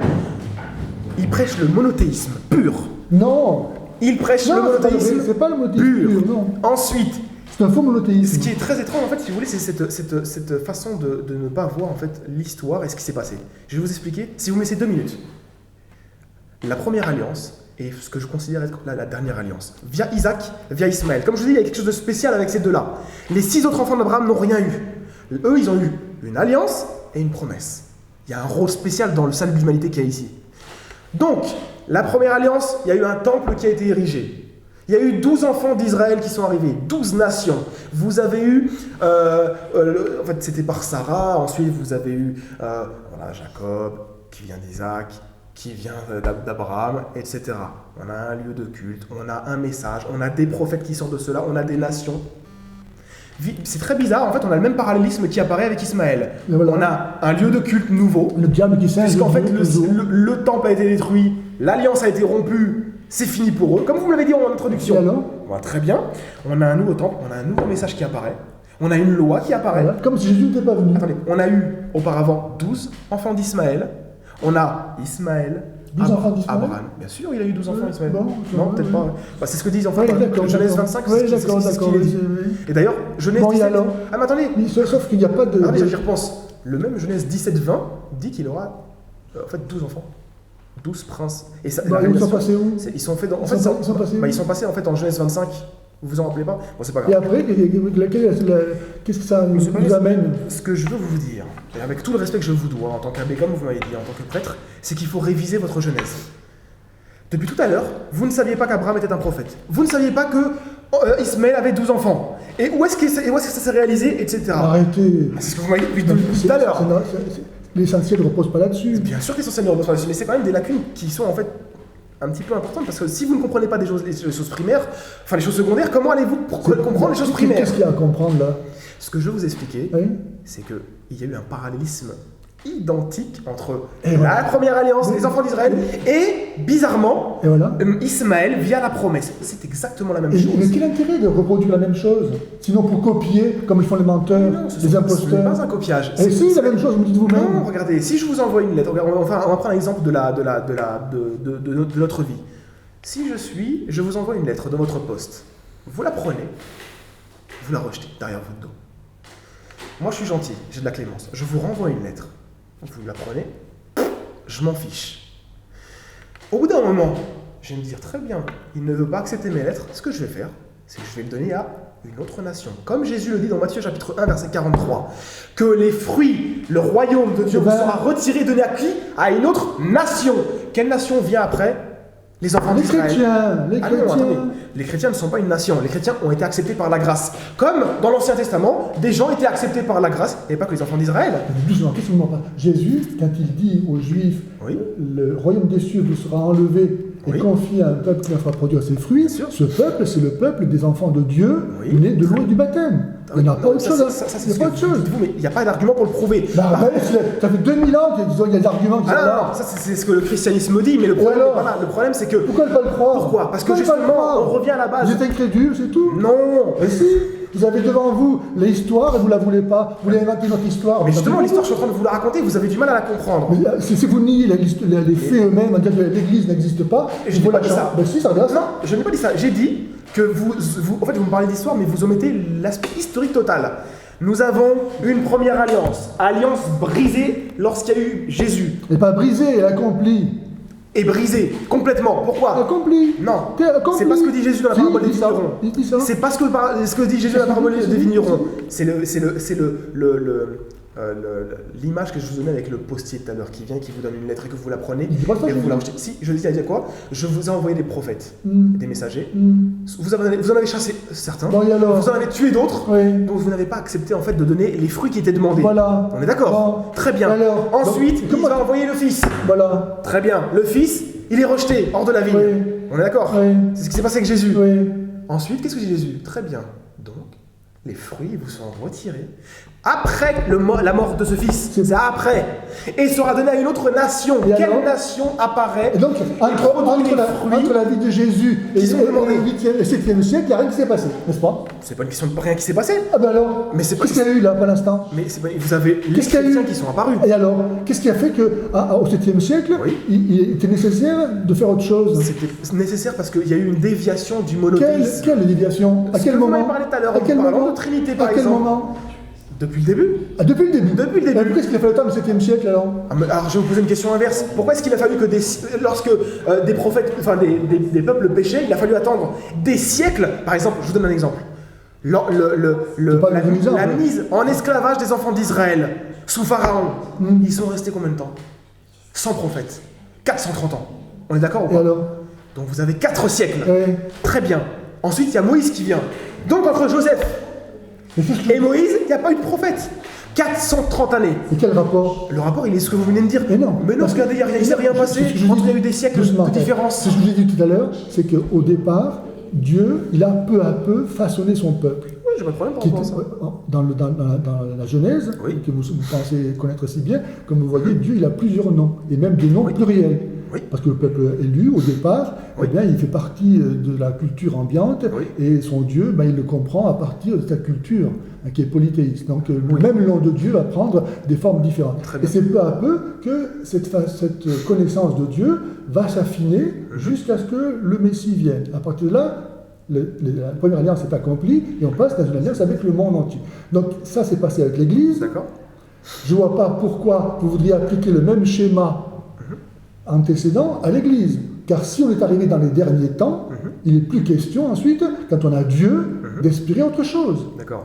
Parce que vous partez d'un postulat qui est que, en fait, Jésus c'est Dieu, et voilà. Donc on n'a plus besoin de rien. Bravo. Très bien. Bravo. Sauf que si vous vous êtes... Là, moi j'ai une question. Si vous vous êtes égaré... Je me suis égaré. Non, si. Vous voyez? Non, il y a un si. Quel mauvais esprit. Si. Ah non, pas du tout. Si vous vous êtes égaré entre l'enseignement... Donc Jésus a dit... Si vous vous êtes égaré entre l'enseignement de Jésus... Mais pourquoi je fais mon soit égaré? Et maintenant... D'où cette idée, vous voyez? Mais justement. Mais c'est à vous de me prouver que... Voilà. Depuis tout à l'heure, je vous ai demandé des questions... doucement. Jusqu'à maintenant, vous n'avez pas répondu. Je ne sais pas si vous... Repartons de ça. Vous avez accepté de reconnaître qu'avec Jésus, pour nous chrétiens, nous avons Dieu, qu'on ne peut pas avoir plus que Dieu, et que donc il n'y a aucune raison de postuler la nécessité d'une autre alliance qui serait celle avec Ismaël et donc le peuple musulman. D'accord? Alors pour la fonder, vous imaginez que nous, chrétiens, on aurait été infidèles comme les Juifs de l'Ancien Testament, d'où la nécessité pour Dieu de venir susciter l'islam. C'était son plan depuis la Genèse. C'était son plan depuis la Genèse. Bien, si vous faites ça, ça veut dire que vous niez le fait qu'avec Jésus, c'est accompli les Écritures. Non, pas du tout. Mais si c'est accompli, c'est accompli. Ah non, si vous me dites que les Écritures parlaient du Messie, je vous dis Amen. Et ça veut dire quoi le Messie pour vous? Mais justement, c'est là où on a une divergence. Vous dites le Messie c'est Dieu. Je vous la question. Depuis quand est-ce que les Juifs disent que le Messie c'est Dieu? Je vous pose la question. Non, je pose la question. C'est le sauveur. Non. Les Juifs ont-ils une conception d'un Messie Dieu? Non.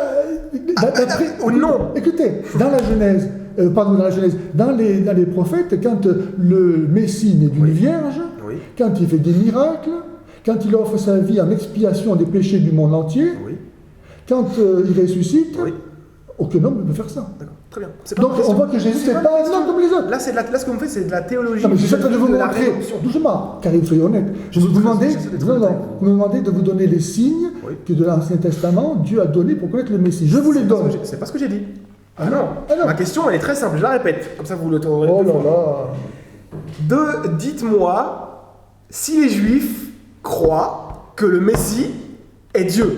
Ils sont libres de croire ou pas croire. Mais c'est gravissime ce que vous me dites. Quoi? Parce que l'Éternel lui-même, si c'est Jésus pour vous, dit qu'ils ont la connaissance du vrai Dieu. Mais ils peuvent très bien la rejeter, on n'est pas obligé de la connaissance. Non, attendez, s'ils ont avec eux la connaissance du vrai Dieu, comment comment est-ce que vous voulez que maintenant ils ne savent pas? Ah bah non, en fait, on sait pas. Depuis 1500 ans. Mais bien sûr. Donc depuis 1500 ans, ils ne savent pas que le Messie va être Dieu. Depuis 1500 ans, ils ne savent pas qui est Dieu. Vous vous rendez compte de la gravité de vos propos vis-à-vis du judaïsme? Mais parce que vous croyez connaître Dieu, vous? Moi, je ne connais pas Dieu. Moi, je prends Dieu vis-à-vis de ce qu'il dit dans sa parole. Pas tant que ça, non. Bah si, d'ailleurs, je vais revenir sur les questions que je vous ai posées, puisqu'en fait, tant que vous n'y aurez pas répondu, on n'aura pas avancé. Donc pour l'instant, je résume. Vous ne m'avez pas répondu sur les critères du prophétique. Donc est-ce que vous avez répondu 1000 fois. Est-ce que pour vous voulez pas l'entendre? Non. Est-ce que Mohammed contredit un critère prophétique établi dans Deutéronome 13 et 18? Jésus dit qu'on connaît un vrai prophète à ses fruits. Très bien. Vous connaissez des faux prophètes à leurs fruits. Aucun arbre bon ne donne des ronces et des épines. Oui.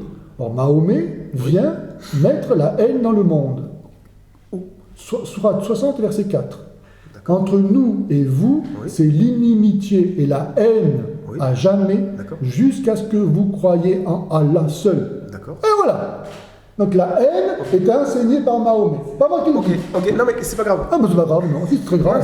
C'est pas ça. Ce qui me fait rire, c'est que vous ne répondez pas à la question. Parce que vous voulez pas le couvrir. Non, si vous voulez qu'on fasse un débat, si vous voulez qu'on fasse un débat sur la haine en islam et la haine dans le christianisme judaïsme. Allons-y, ça vous intéresse. Non, c'est pas ça le débat qui est organisé. C'est quoi là? Est-ce que Mohammed Je vous le montre, il porte des fruits qui sont des faux prophètes. Les prophètes, des fruits de violence, de haine. Donnez-moi les fruits que Mohammed a fait. Écoutez, aller assassiner des prisonniers, comme la tribu des Juifs, des Banu Quraïza, c'est digne d'un homme, ça? Non, c'est vrai, oui.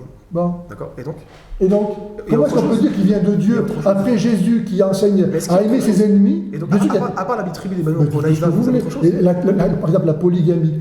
Dans le Coran lui-même, Allah, il crée l'homme et un homme et une femme. Ouais, c'est vrai. Donc si l'islam était, comme il le prétend, le rétablissement de la religion originelle, il ne pourrait pas justifier, légaliser la polygamie, car ça ne correspond pas à l'origine. Donc, mais la polygamie, elle est bien ou elle n'est pas bien? Mais c'est une contradiction avec la nature de l'amour. Mais donc c'est un péché, donc? Exactement. D'accord. Donc c'est un péché, très bien. Surtout il y a d'autres fruits ou pas? Matthieu 19,6, ce que Dieu a uni, que l'homme ne le sépare pas. Si on s'unit à quelqu'un pour se donner à cette personne, on peut se donner qu'à une personne. Sinon on se prête. L'amour, c'est pas se prêter, c'est se donner. Pas pour dire que Dieu a fait un homme et une femme. Il n'a pas fait un homme et 4 femmes. Et encore moins 15 femmes pour Mahomet. D'accord. Et est-ce que comme ça, voilà, là on avance, je trouve. Est-ce que vous avez d'autres fruits mauvais en fait que Mohammed a fait? Oh c'est innombrable. Est-ce que vous en avez d'autres? Par exemple, rejeter la foi chrétienne. Ouais, voilà. Ok. Hein, donc la violence. Par exemple, proposer comme paradis des jouissances sensuelles, c'est indigne d'un Dieu qui est esprit. Oui, je comprends. Et autre chose. Par exemple, demander la mort de celui qui rejette la foi musulmane, par exemple, là, sur les apostats, voilà. Ou bien persécuter ceux qui ne veulent pas, les associationnistes, comme on les appelle, n'est-ce pas? Vous avez parlé de la polygamie, etc. Donc, parce que Mohammed, il a eu plein de femmes, donc ça aussi, ça prend aussi le cas de Aïcha. C'est un bon modèle. Ou Aïcha, oui, exactement. Déflorer une gamine de 9 ans, il faut être prophète pour faire ça. Ça, c'est clair. C'est vrai. Après Jésus qui était chaste et pur, comme sa mère qui était vierge, vraiment, c'est un progrès pour l'humanité, l'islam. On s'en réjouit. Très bien. Donc, je vous les ai laissés en fait parler un petit peu pour qu'on puisse en fait maintenant faire un échange différent. Vous avez pris 3 minutes, je peux avoir 3 minutes pour répondre à ce qui vient d'être dit? Très bien. Sans interférence, s'il vous plaît, monsieur Pagès, si c'est possible. Alors, très bien. Donc, on va reprendre. Matthieu chapitre 7, verset 15 à 21 ne parle pas des faux prophètes. Ça parle des faux prophètes. Oui, c'est le terme qui est employé. Mais le verset 15, on le connecte au contexte qui est le verset 21 à 22, où en fait il s'agit des gens de chez vous. Comment on le sait? Très simple. Au jour du jugement, Jésus dit bien, c'est le même passage, Jésus dit bien, ceux qui viendront et qui me diront, Seigneur, Seigneur, n'avons-nous pas prophétisé en ton nom? N'avons-nous pas accompli des miracles en ton nom? Pourtant il leur dira quoi? Je ne vous ai pas connu. Vous qui pratiquez l'iniquité. Le faux prophète, c'est eux. C'est-à-dire que ces gens-là, si vous prenez les commentaires chrétiens, ça vient du christianisme. Comme l'islam qui se... je ne demandais pas d'interférence, s'il vous plaît. Notez si vous voulez. Premier point. Deuxièmement, donc vous m'avez cité en fait le cas de la polygamie, des Banu Quraïza, du cas de Aïcha, du cas de l'apostat, etc. On va revenir là-dessus. Très bien. Donc vous m'avez dit que c'est un faux prophète pour ces choses-là. Et vous m'avez dit que la polygamie est un péché. Très bien. Alors, je vais vous poser une question très simple. Jésus est au paradis. On est d'accord? Qu'est-ce qu'il dit? Dans Matthieu chapitre 8, versets 8 à 9, il dit quoi? Il dit qu'au paradis, au royaume de Dieu, sont Abraham, Isaac, Jacob et les prophètes. D'accord? Donc ils sont au paradis avec Jésus. Très bien. Est-ce que vous me dites en fait que la polygamie est un péché? Donc, sur ces 3 personnes, Abraham et Jacob étaient polygames. Voilà. Donc, Jésus avait une table de polygames au paradis avec lui. Repenti. Repenti, très bien, d'accord. Il faudra me trouver par contre l'argument me prouvant qu'ils sont repentis. Tout à fait. Deuxièmement, vous m'avez parlé du cas de la polygamie en elle-même. Donc la polygamie, c'est un péché, etc. Très bien. Mais le problème, c'est que vous allez en contradiction avec les prophètes. Quasiment la plupart des prophètes étaient polygames. Et vous avez dit que c'était un péché. Stop. Maintenant, qu'est-ce que Jésus enseigne dans Exode chapitre 21 à propos d'avoir 2 femmes? 21:10, oui. Jésus, qui est l'Éternel, dit qu'on peut avoir 2 femmes. C'est une loi. Très bien. Donc, vous dites que c'est un péché. Moi, j'ai Jésus qui dit le contraire, puisque c'est l'Éternel. On va voir. On y reviendra. Très bien. Ensuite, est-ce que c'est un critère prophétique défini par Dieu? Vous m'avez dit, c'est un faux prophète sur cette question-là. Deutéronome 13 et 18 ne fait jamais d'un polygame un faux prophète, sinon vous disqualifiez tous les prophètes qui ont été polygames. Ce sont des faux prophètes, vous venez de rentrer dans la mécréance. Premier point. Deuxièmement, Aïcha, il me reste encore 1 minute. Aïcha, vous avez parlé d'Aïcha, nos sources, il faut que vous compreniez que chez nous, il y a divergence sur la question de savoir si elle avait vraiment cet âge-là. Évidemment. Non, moi je vous le dis comme ça. Donc vous avez utilisé notre tradition pour parler de cela. Bien sûr. D'accord. Je vais parler par contre de la tradition des Juifs à propos de l'âge de certaines personnes. Donc Jésus qui est toujours assis à sa table, a toujours Abraham, Isaac, Jacob avec lui et les autres prophètes. Quel était l'âge de Jacob, puisqu'il vient en dernier, Jacob, lorsqu'il a épousé Rachel, selon quoi? La tradition des Juifs. Si vous acceptez la tradition islamique pour dire qu'elle avait 9 ans, puisque ce n'est pas dans le Coran, vous êtes obligé d'accepter la tradition des Juifs. Il avait 84 ans et il a consommé, c'est bien consommé le mariage, quand elle avait fini ses 12 ans. Consommé. Ce sont des pédophiles. Ensuite, Jacob avait une autre épouse, il y en avait 4. Il avait Zilpha. Zilpha avait le même âge que Rachel, selon la tradition des Juifs. Donc 12 ans, fin 12 ans. Ensuite, on voit que selon vos critères, Jacob est un grand pédophile quand même. Moi, de Mahomet, 9 ans. Enfin bon, bref, 12 ans, quand même. 9 ans. Quand même. Pas grand chose. Surtout que chez nous, il y a divergence. Franchement, à cet âge-là, c'est beaucoup. Mais chez eux, il n'y a pas de divergence sur l'âge de Rachel. Nous, chez nous, il y a divergence. Évidemment. Non, mais je vous le dis, c'est juste pour votre... Parce qu'en fait, vous prenez un côté, mais vous prenez pas... Le 2 poids 2 mesures est une abomination devant l'Éternel, mon cher Pagès. Mais ça vous dit Pagès. Écoutez-moi, on va continuer. Donc, il a imité l'exemple de son père, Isaac, qui s'est marié à 40 ans avec Rebecca. Quel âge avait Rebecca? C'est pas dans la Bible. Ah, mais par contre, Rachid, que vous avez cité tout à l'heure, il dit qu'elle avait 3 ans. Le même Rachid que vous avez utilisé tout à l'heure. Rachid, oui. Ah, là vous me dites que vous en foutez de Rachid, mais vous l'avez cité comme argument. Voilà. Non, attendez, je termine ma phrase. C'est 5 minutes. Non, c'est juste une phrase. Non, c'était 3 minutes. Bon, Non, c'était 5 minutes que j'avais. Que tu avais mis? D'accord, je termine en fait juste ma phrase. Donc, elle avait 3 ans et il y a eu la consommation lorsqu'elle avait 13 ans. Donc en fait, Rebecca, Rachel et Zilpha selon Rachid. Ont été, pas selon Rachid, selon tous les rabbins. C'est des choses claires, connues. Ça existe dans le Seder-Olam, qui est la plus grande chronique du 2e siècle. Elle avait 3 ans. Moi, ce que je veux dire, c'est que Jésus avait une table de pédophiles réunis avec lui et de polygames dans son royaume. Repenti.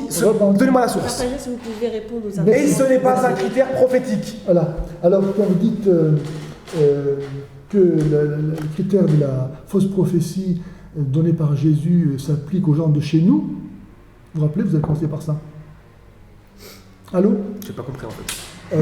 Vous avez commencé par dire que le critère que donnait Jésus des faux prophètes qui portent de mauvais fruits. Ah oui, d'accord, ok. Vous vous rappelez, ça vient de chez nous. Mais je vous rappelle que les musulmans se font gloire de faire rien d'autre que de reprendre la tradition qui était donnée à l'origine et qui est donc aussi celle des chrétiens.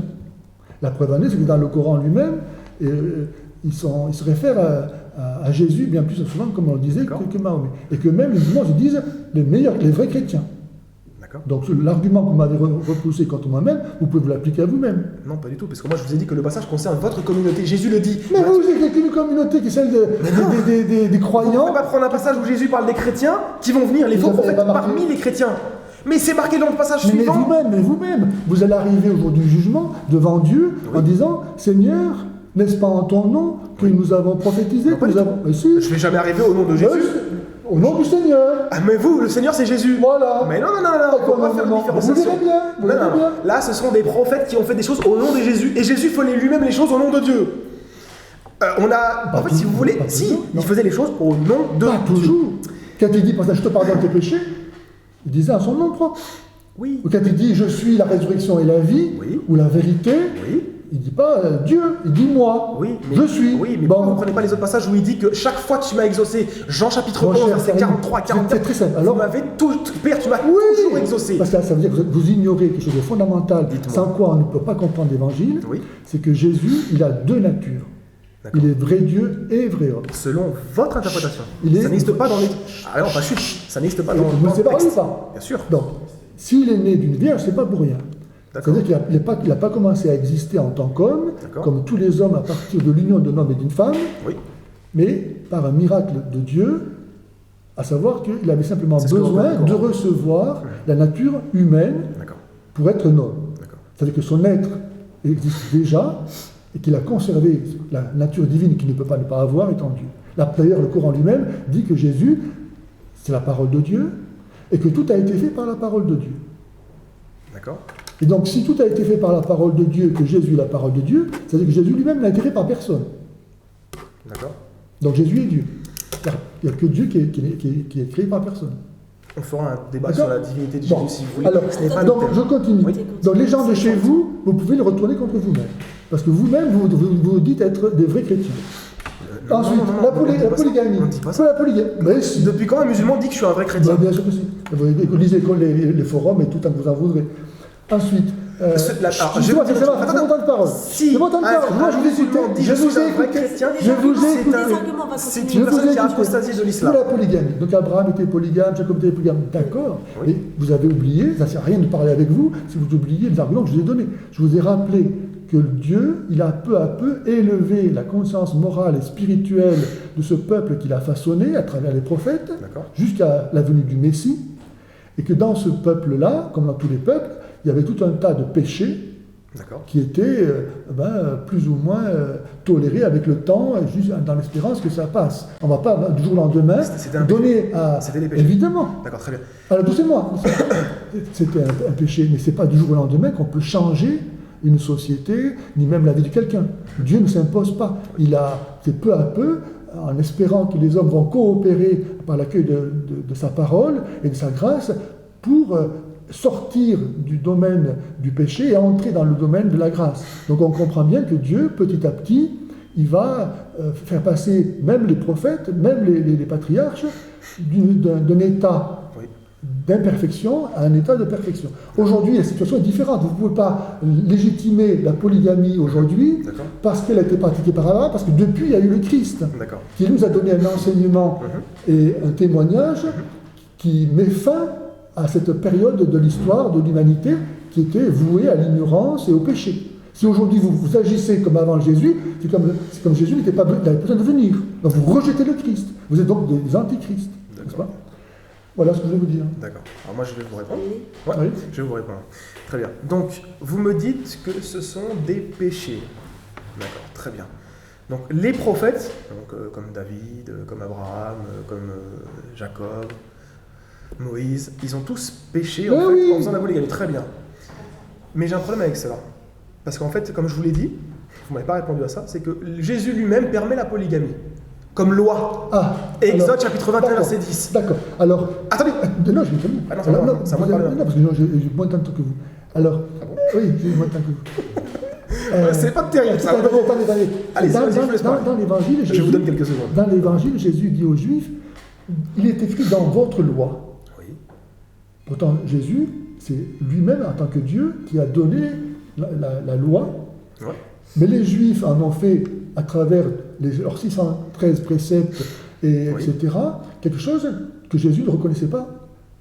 Il est écrit dans votre loi. Comment vous pouvez en même temps penser que Jésus a donné les 10 commandements et qu'il puisse ensuite venir dire cette loi n'est pas la mienne? Sinon parce que la parole de Dieu est reçue à travers des hommes qui sont imparfaits, qui la transcrivent à travers ce qu'ils sont, avec leur culture, leur mentalité, leurs défauts. Et c'est pour ça qu'elle n'est pas, même l'écriture, à prendre littéralement. Et qu'il faut pouvoir, grâce à l'Esprit de Dieu, comprendre ce que Dieu voulait dire. Et c'est donc l'imperfection des prophètes qui postulaient la nécessité de la venue du Messie, qui lui, parce qu'il aurait une humanité sainte, sans péché, pourrait recevoir la parole de Dieu de façon parfaite et la transmettre de façon parfaite.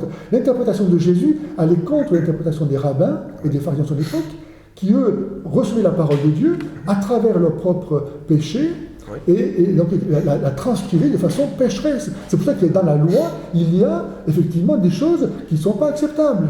Mais pour comprendre donc quel est le vrai sens de la loi, il faut que Dieu nous le dise.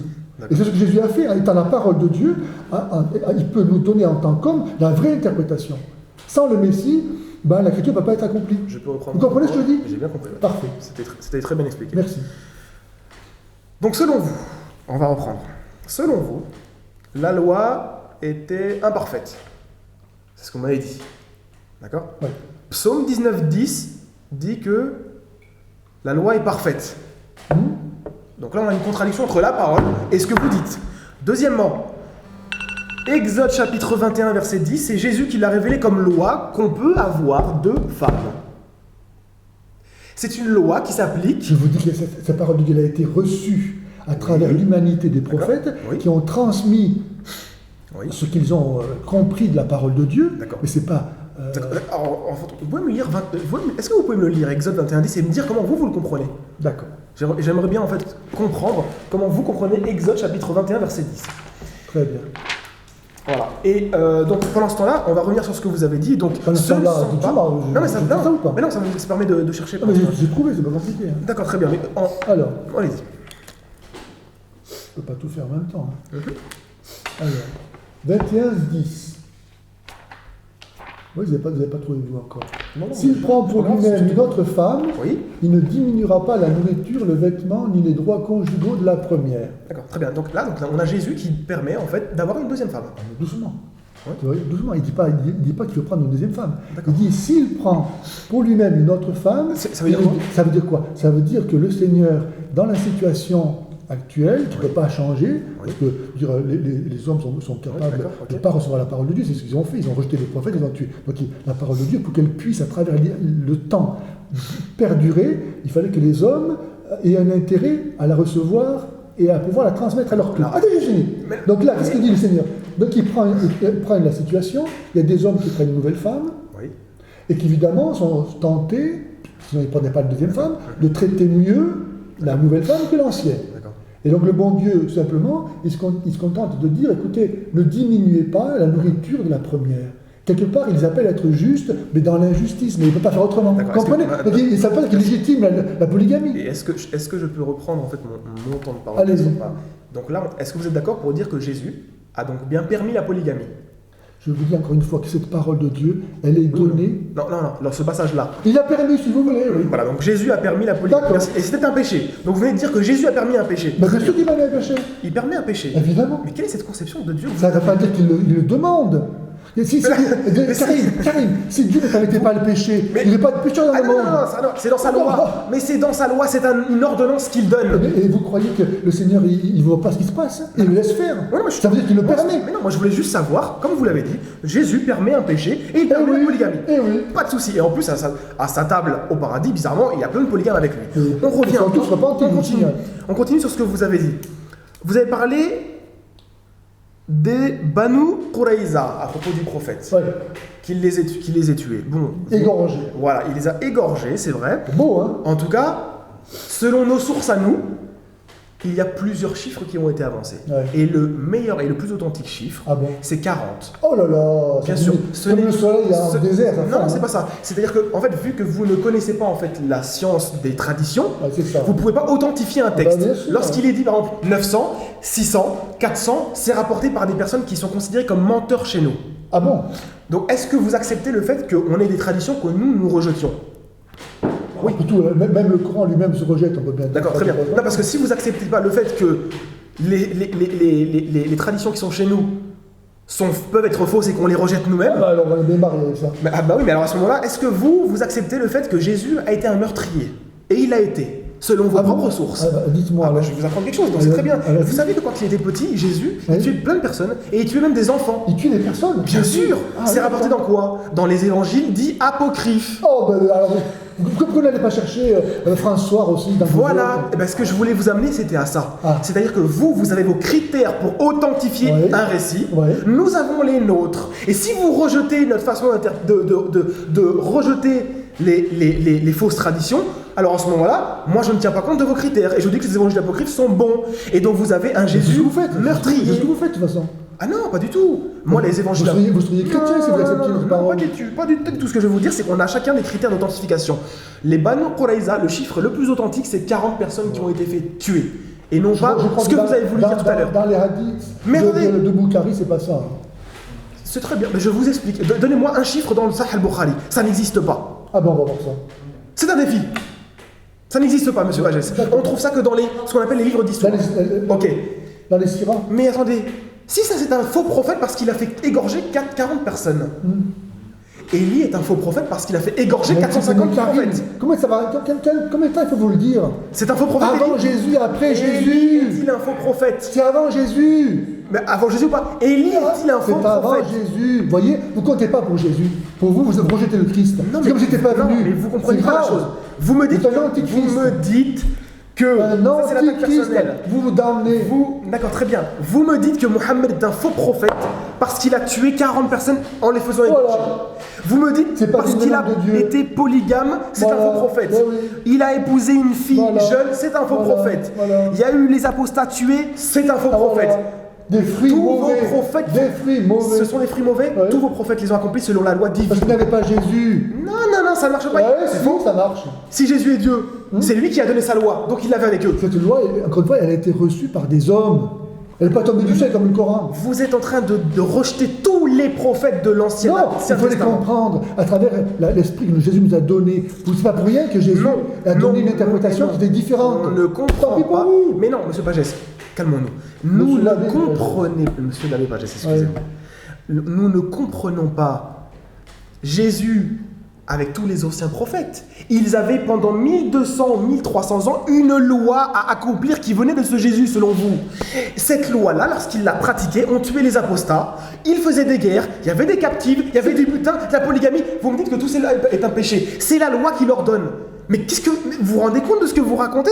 Et vous dites que ce sont Mohammed un faux prophète sous ces conditions-là. Ils sont donc tous des faux prophètes. Vous venez de dire que Moïse est un faux Encore une fois, prophète, c'est sûr. David est un faux C'est prophète, avant etc. Jésus, c'est avant Jésus. Tout ça, c'est ordonné à la venue de Jésus. Ça n'a de sens qu'en préparation de la venue de Jésus. c'est pas- ça sert à rien. ce n'est pas le sujet. Ça sert à rien. Mais si, ça sert à rien que Moïse annonce la venue d'un autre prophète, que les prophètes annoncent la venue du Messie. Si tout doit rester comme leur temps. C'était des Tout le temps, Karim, ou pécheurs. pas? Non, c'est des prophètes pécheurs, vous m'avez dit. Eh oui, c'est pécheurs. Mais pourquoi le Jésus est venu pour les pécheurs. Moi, ce que je veux comprendre, c'est pourquoi, par exemple, le Nouveau Testament hébreu, par exemple, le chapitre 11, dit à propos de... Nouveau Testament, chapitre 11, c'est quoi Nouveau ça? Testament hébreu, je vous ai dit chapitre 11. bon. Nouveau Testament hébreu, chapitre 11, Ouais. vous dit que Jephthé, Samson, Oui. Barak, etc., David, Samuel et les prophètes ont conquis des royaumes par la foi. C'est une foi qui devient parfaite. Ah, très bien. Eh Pourtant, oui. ils sont bénis au verset 39 par Dieu. Comment? Chapitre 11, verset 39, Dieu les a Et bénis. bien sûr, en fonction du Dieu est juste. Non, en fonction qu'ils ont conquis et ils ont défendu en fait le peuple d'Israël vis-à-vis des gens qui les attaquaient. Oui. Très bien. Mais c'est pas un Vous me péché, dites- c'est pas un péché la Mais non, légitime non, défense. ils sont glorifiés. Oui. Et vous savez quoi? Le Nouveau Testament vient de glorifier qui? Donc des terroristes. Non, c'était avant Jésus. Mais oui, très bien. Mais Oh là il y a là. une glorification d'un Écoutez. terroriste. Samson était un terroriste. Le premier acte de martyr, C'est pour ça que c'est Samson c'est qui pour l'a ça que fait. Jésus dit votre loi. Vous êtes d'accord ou pas? Est-ce que le Nouveau Testament hébreu valide l'acte de Samson? Qui était lequel selon Juge chapitre 14? Il valide la fidélité de cet homme qui a voulu servir Dieu. Et qui a combattu par la foi, c'est ce que le texte dit. Très bien. Voilà. Qu'est-ce qu'il a fait? Donnez-moi la différence, s'il vous plaît, entre ce qu'a fait Ben Laden, si c'est vraiment eux, qui ont détruit 2 tours et 3000 morts. Samson a détruit les piliers d'Adam et a fait 3000 morts en attentat suicide, puisqu'il est demandé la mort dans cet acte-là. Restez sans Jésus et Allah lui-même vous condamnera, parce qu'il vous a dit dans Sourate 3 verset 47, sont ceux qui suivent Jésus qui seront sauvés, pas ceux qui suivent quelqu'un d'autre. Alors, je vais résumer. Non, c'est pas la Parce que non, je sens que vous voulez arrêter. Je vais résumer vite fait les points. C'est une guise de conclusion. Alors, en guise de conclusion, il me reste 5 minutes. Il reste 5 minutes. Ça va. En guise de conclusion, je dirais, Monsieur Pagès, que vous n'avez pas répondu aux critères prophétiques. Vous êtes sourd, c'est pour ça. Deutéronome 13, Deutéronome 18. Vous êtes sourd. Non, vous avez dit que c'est ma conclusion. C'est ma conclusion. Tapez pour vous. Vous l'aviez déjà préparé, non? Non, je ne l'ai pas préparé. Non, c'est par rapport à votre discours. Je résume. Donc, vous m'avez dit que les prophètes avaient péché en appliquant la loi de Dieu. Regardez bien ce que dit 1 Roi chapitre 15 verset 5 à propos de David. Qu'on se comprenne bien. Aujourd'hui, c'est péché de faire ça. Non. Vous avez dit que c'était des péchés. Parce qu'à l'époque, c'était pas des péchés. Donc il y a une évolution. Un coup c'est un péché, polygamie c'est un péché, l'autre c'est on peut parler de l'épître aux Hébreux, et Saint Paul dit bien que la loi a été donnée en vue du péché, pour sanctionner le péché. Tant qu'il n'y a pas de loi, il n'y a pas de péché. Comme c'est ma conclusion. Quand il n'y a pas de loi, il n'y a pas de péché. Juste donc Moïse est venu plus tard. Vous ferez votre conclusion après si vous voulez. On fait chacun une conclusion, comme ça c'est fini. Je vous disais que 1 Roi chapitre 15 verset 5 que vous réfute totalement. Il est dit que David n'a jamais péché contre l'Éternel, si ce n'est une fois avec Uri. Voilà. Stop.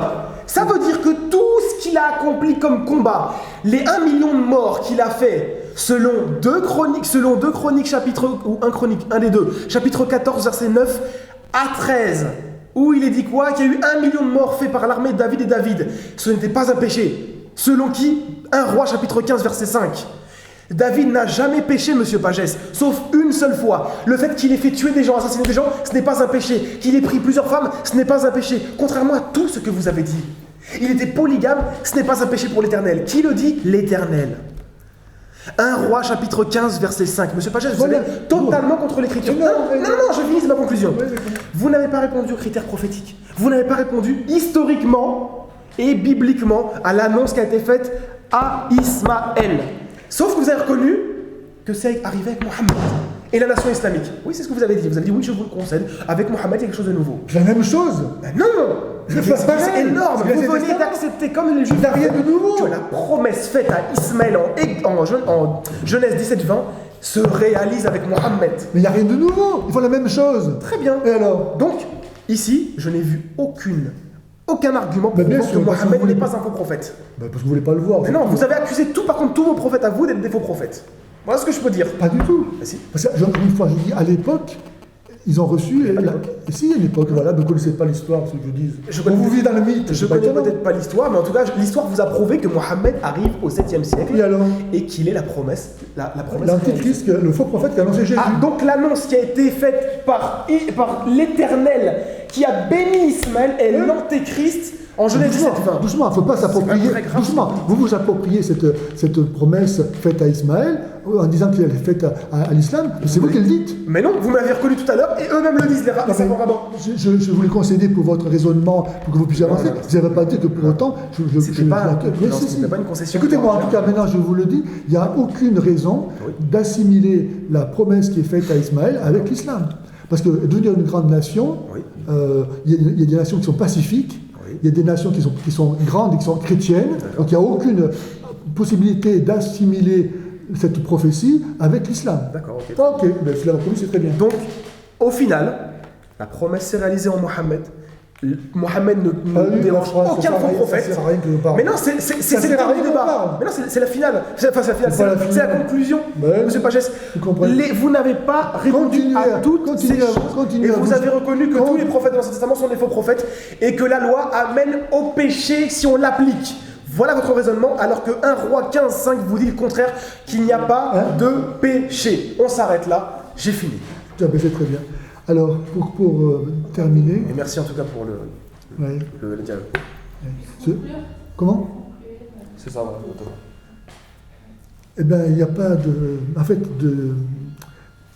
moyen de s'entendre si vous ne reconnaissez pas le Messie comme étant celui que les Juifs attendent en tant que sauveur. Mais pas en tant que Dieu. Il n'y a pas d'autre Dieu que d'autre sauveur que Dieu. Vous me dites celui que les Juifs attendent. Il n'y a pas d'autre sauveur que Dieu. Ce n'est pas un homme qui peut nous sauver. Bon, donc si on attend le Messie, qui est né d'une vierge, qui est au ciel, qui viendra pour le jugement, il est plus qu'un homme. Il est homme et Dieu. Voilà, c'est tout. Non, c'est très bien. 5 secondes et c'est terminé. Merci à vous pour le débat. Merci. Ouais, c'est une bonne discussion. Bon, ben voilà. Voilà.